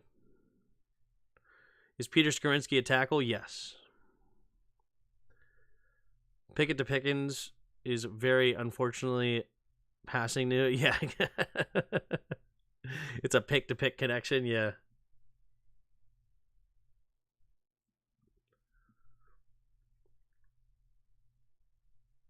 Pickens have been having a good year, but today was a disaster on the big stage. He's got 522 yards halfway through the year. So on the way to 1,000. Only 3 touchdowns.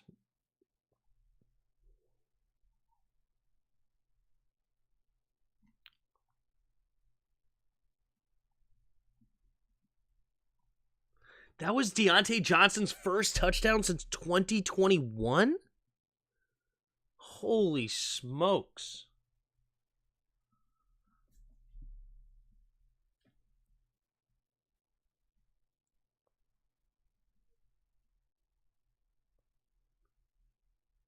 You got Pitt +3? I thought it was Pitt -3. Here we go. Boswell to kick it away. There's the kick. High flying kick, and it's only going to be caught at the 20? Oh, yeah, there was a penalty. That's right. So the Titans will have fantastic field position here. And he's going to get up to about the 47, 48, depending on the spot. Wow. So the Titans have absolutely fantastic field position, but with 4 minutes to go, they need a touchdown. Tim, are the Commanders going to change their name now that they are under new management? I don't know.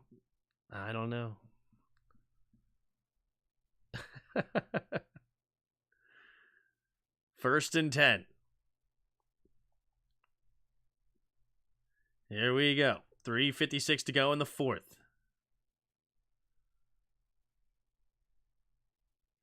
In the pistol, Will Levis. Takes the snap, play action, and they're going to set up a reverse to Burks. And Burks does hit the edge, and he finds a way to get a nice positive play out of it. Wow. I was quite nervous for that play. I thought it was about to go really negative, but Burks does find a way to get about a 4 or 5 yard gain on it. They're going to give him 5 up to the Pittsburgh 47, so they're already in Steelers territory here. Here we go. Will Levis. Single back formation. Puts the tight end in motion, takes the snap. Handoff to left side is Henry. Kept wanting to say Harris the whole time. It just wouldn't come out. Henry gets a 2 yard gain. Nice tackle there. Nice tackle. Only a 1 yard gain. Roberts on the tackle. 3rd and a short 4 coming up for the Titans.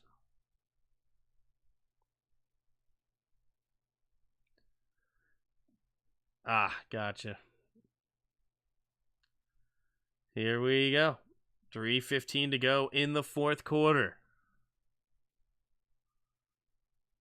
3 receivers to the right.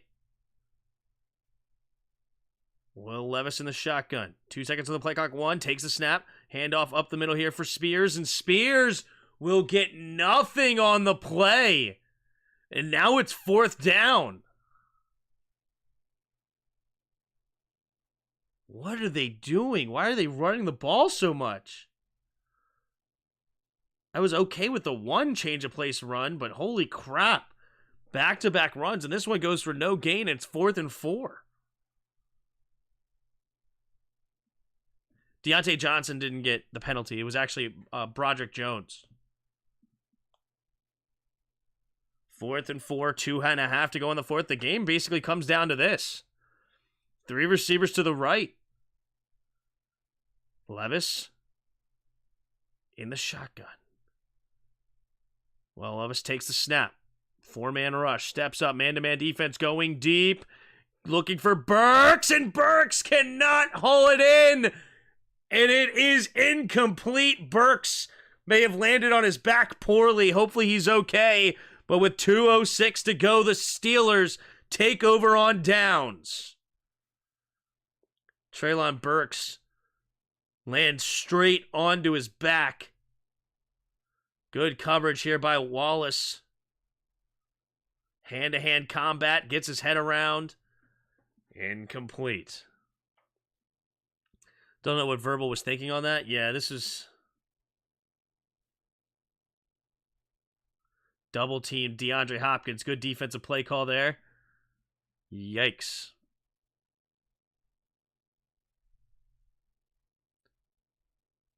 Yeah, I think he just hurt his back. Hopefully he's all right. Tyler Gotton, left tackle, Houston. Not very good play calling there by Tennessee. I know that you want to stay true to who you are and run the ball, but I don't know. I think that was too much. That was a terrible route. Yeah, he never stacked him on that. Never stacked him. Frank, you ever going to fix the cap lock? He basically helped the DB. Yep. Yep.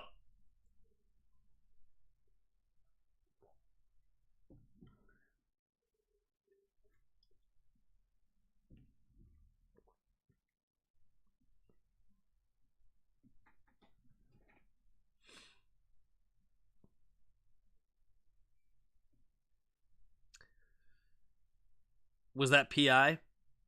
I don't know. It was hand-to-hand combat. He got his head around at the last minute. He didn't really grab him that much. It's more of just like a little hand-to-hand. They usually let that stuff go. I thought the defense was solid. I hope Burks is all right. Me too. Can someone explain that to me? Yeah, still have a chance. Meatball Mike Vrabel might be coming to an end of his coaching tenure with the Titans after this season, which is sad because I do like Mike Vrabel. It's a well-disciplined coached football team, but he just hasn't been able to figure out the offense since he's there. It's been only Derrick Henry, and that's it. If that was Washington, the fan base would be screaming pass interference. Yeah, 100%. Steelers' offense not that good.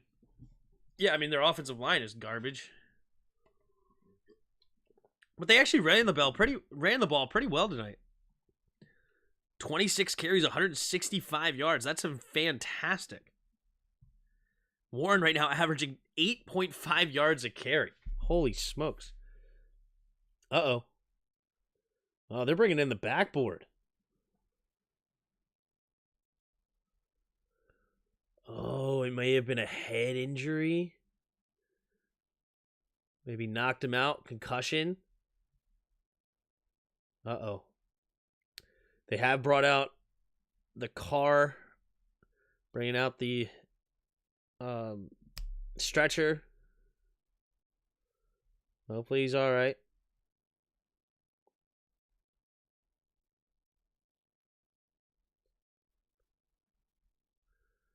Let's see. Reaching. Hit his head. I think it's his back. I personally think it's his back, but I'm not sure. Watching Skoronski and Jones hurts my feelings. We got Linnell. Jones has not been that great. The Spurs are on national TV again. This Wimby hype is getting out of control. His head went smack. It didn't look that bad, but yeah, maybe his head did hit the ground a little too hard. The side of his head. I think it's his back, but I don't know.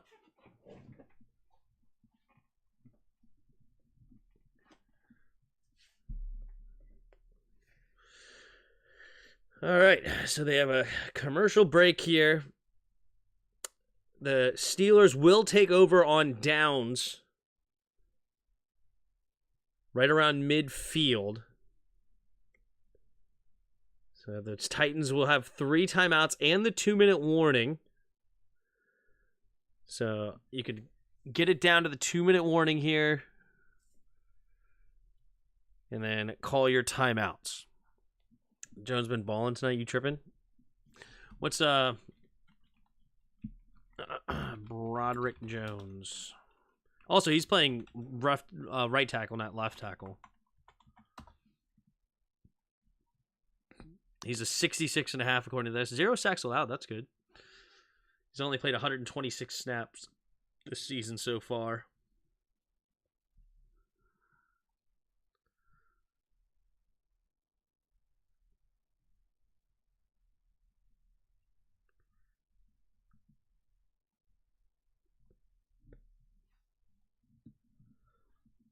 Oh, plus he plays for Pop. Yeah. Could have been both Jones and bordering in Dewan.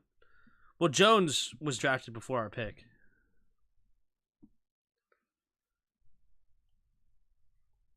Seriously, Broderick Jones is not that good. Here's why Wimby's so hyped. He's bull, but he plays defense and has a smooth handle. Smoother handle. And he plays for Pop. Fair enough. All right, they get him on the cart, and he will... Let's see, do we get a thumbs up from him or anything?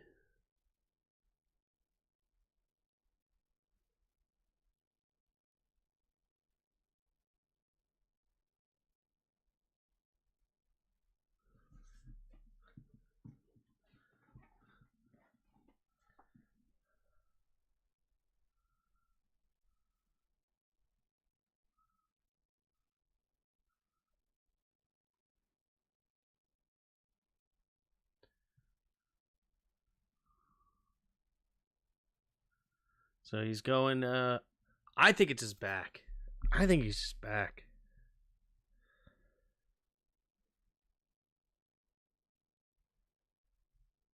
But hopefully it's okay. They're going to get him off the field. Yep, there's the thumbs up. But maybe it's a concussion. I don't know. Can't say. I'm not a doctor. But either way, it's 2:06 to go in the fourth quarter. He gets off the field. Hopefully he is all right. So the Steelers in the pistol formation, 3 receivers bunched to the left. Now Robinson goes in motion to the right, takes the snap, handoff to Harris. Harris is going to get hit immediately for a loss. And with 2 minutes, the 2-minute warning comes. And the Titans will have 3 timeouts. The Steelers need to get a first down to end this game. But they have their work cut out for them. After losing 3 yards on that play, it'll be 2nd and 13 when we come back. Jones is him. Jones is him. Man, Canada is awful. I mean, what do you expect? He's going to run the ball, of course. But, I mean, I don't think he's great. But, I mean, what are you going to do? You're going to run the ball, of course. Behind a bad offensive line, you get blown up against a good defensive front. We can stop crying about players we didn't pick. These morons are going to be gone. Yes. It's all about the future, baby. All about the future. All right, Kirk Herbstreit. Shut your mouth. Just kidding. He's not even talking right now.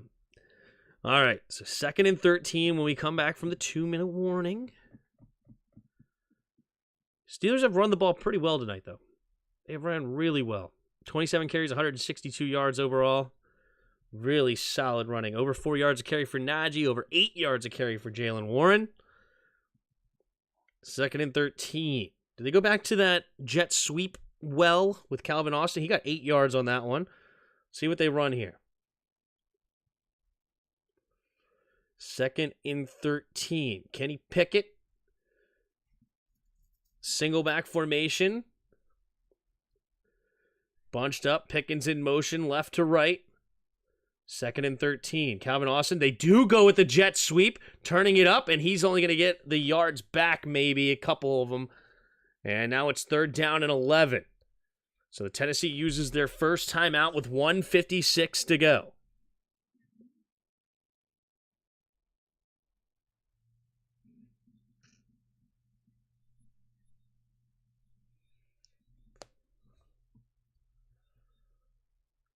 All right, so all of his limbs are moving, by the way, for the injured Treylon Burks. And they have a neurosurgeon on deck evaluating him, seeing if he needs to go to the hospital. Tim McGregor said Street is on film, yeah. I just didn't know what to say. I just threw something out there. Here we go, 3rd and 10. Do they go with another run to force it to use timeout and then pin him back, or do they go with the pass? Honestly, I think there's enough time. I would just go for the pass. I want to ice this game out right now. Takes the snap. They're going to hand it off to Warren. Warren will barrel forward for a gain of 2.5 or so. And that'll bring up 4th down. And with the final timeout, they have 1:50 to go. So after the punt, they'll have about 1:43-ish, 1:42, maybe, depending on how long the hang time is. Maybe 1:44, somewhere in there. Fault for alt. Still haven't told me what you didn't like about the trade. I thought we should be able to get more value. Edge rusher is one of the most important positions in football. You have a guy that's in the top, at least at one point was in the top 5 of pressures, maybe top 10. Montez Sweat has 6.5 sacks in 8 games. Chase has 5 sacks in 7 games. I think you should have been able to get more value out of those two. That's what I'm saying. I don't mind getting rid of him, but I thought there was more value. Also, I just hate how we treated Chase Young in the offseason. I thought we should have traded him then, or get the, or trade, what do you call it? Or extend him with the 5th-year option. But that's just me. Here we go. 1st and 10. 1:44 to go in the 4th. 2 receivers each side. Levis in the shotgun. 1:44 to go and 1 timeout. Takes the snap. Steps up. Levis goes over to the left side and nearly throws the interception. DeAndre Hopkins has to play defense on Wallace. And it's 2nd and 10. Come on, rookie. You got to play better than that. DeAndre Hopkins. I mean, it looks like just good coverage. Hopkins not even expecting it. Cover 2 defense. And he was all over him. So 2nd and 10. 1:39 to go in the 4th. 2 receivers each side. In the shotgun. Takes the snap. Drops back. Steps up. Pressure. Goes over to the left side. It will be caught by Phillips for a gain of about 12. 1st down and moves the chains. Will Levis hurrying up to the line. 1:26 and counting. They have plenty of time, but they got to keep it moving. Takes the snap. Drops back. Levis. Pressure coming. And now that's what you can't do. Take a sack. Here you go. Wait a minute. The clock stopped with 1:17. Are they going to throw a flag? Oh, the Titans use their timeout. That's interesting. Good job from the Steelers defense, keeping him in the pocket, not letting him get out.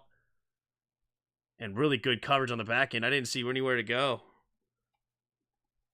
Tough.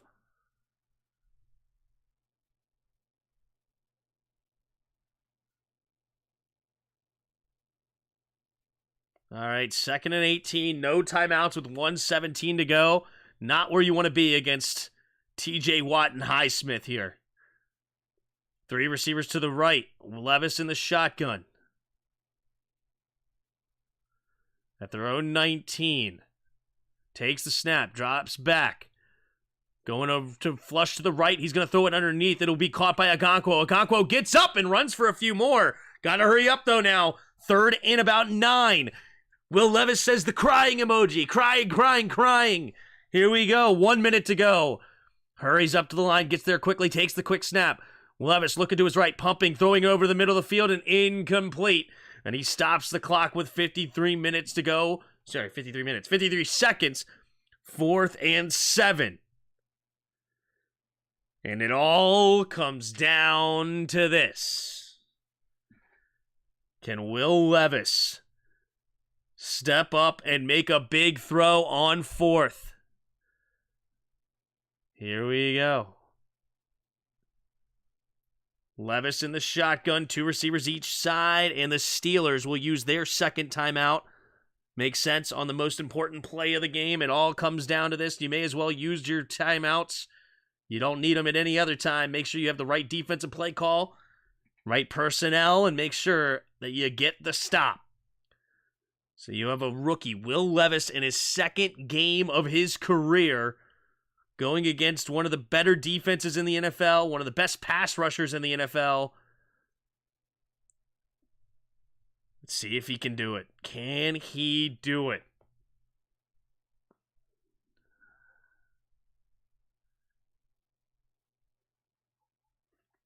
Fourth and 7. 2 receivers to each side. Levis in the shotgun. Levis trying to get him to jump. It's not working. Here we go. Takes the snap. Drops back. Steps up. Pressure coming. Has to get rid of it. Throwing it over to the right side, and it's incomplete. And the game is over. Oh, wait a minute. Flag. What's the flag? Wow, are they going to call pass interference here? No, it's going to be defensive holding. It doesn't matter if it's tipped. Holding. Defense. Automatic first down, and they're not dead yet. Porter gets called for defensive holding. Let's look. Wait, what? Where is it? What? That's the call that keeps this game alive. Interesting. Levis has new life at their own 35. 2 receivers to each side. Levis in the shotgun takes the snap. Drops back, steps up, going over to the right side and going up to get it. No, can't get it. Is Chris Moore. Incomplete. 2nd and 10. 44 seconds left in the 4th quarter. All right, so DeAndre Hopkins getting all the double teams right now. Holy smokes. 2nd and 10. Can he find anybody else other than D-Hop? Here we go. 3 receivers to the left. Levis in the shotgun. D-Hop not even on the field right now. Takes the snap. Drops back. Steps up. Pressure. Now throws it over the middle of the field, and he's going to be caught, Chris Moore, and he's up to the 41. No, 36. They're hurrying up now. They're going to try to spike it. 31, 30, 29, 28, 27, and they spike it with 26 seconds left, and they're up to the 36-yard line, 1st and 10. Oh, my goodness. The game is not over yet. Look at the home field advantage for the Steelers right now. All you see is black and gold. Could you imagine if you could see burgundy and gold like that? That's a home field advantage if I've ever seen one. TJ Watt was trying to get the hold, but good chip. Dylan Radunes from North Dakota State University. Good block. Here we go. 3 receivers to the right. Levis in the shotgun. Takes the snap. Drops back. Throws it over to the right side and will be caught by Okonkwo when he gets out of bounds. And he gets a nice gain of 13 with 20 seconds left. 1st and 10 with 20 seconds remaining in this football game. The Titans need a touchdown to win it. 1st and 10. Will Levis in his 2nd career start. He's 21 for 36, 257 yards. Hasn't scored a touchdown yet tonight, though. Here we go. Will Levis in the shotgun. 2 receivers each way. Hopkins back in the game on the left side. Levis takes the snap, drops back. Going over to the middle of the field, and it's nearly intercepted. Oh my goodness. Darius Rush, the rookie. Believe that's a rookie out of South Carolina, right? Darius Rush. Yep, Darius Rush. He was back into the safety role, and oh, he had 2 hands on it. There's a reason he plays DB. Oh my gosh, they just will not die. 2nd and 10 with 16 seconds. 2 receivers each way. Levis takes the snap, drops back, pumping, throwing it over to the right side. It will be caught out of bounds by Okonkwo. 11 seconds remaining, and now they're up to the 19-yard line. It'll be 3rd and 5.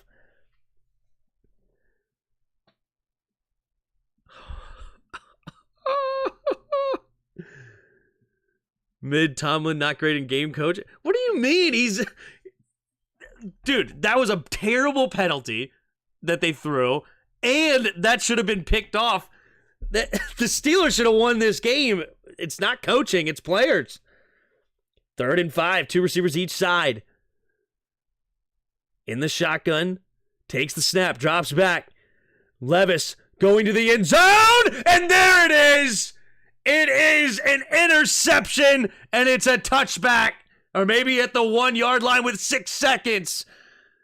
And it's Quan Alexander getting the interception, and the rookie finally makes the dagger mistake. It was so many times he made a mistake that drive. Could have been picked off 3 or 4 times. But now he finally is, and it's 6 seconds remaining, and this game is over. Mike Tomlin hit in their last drive like a jabroni.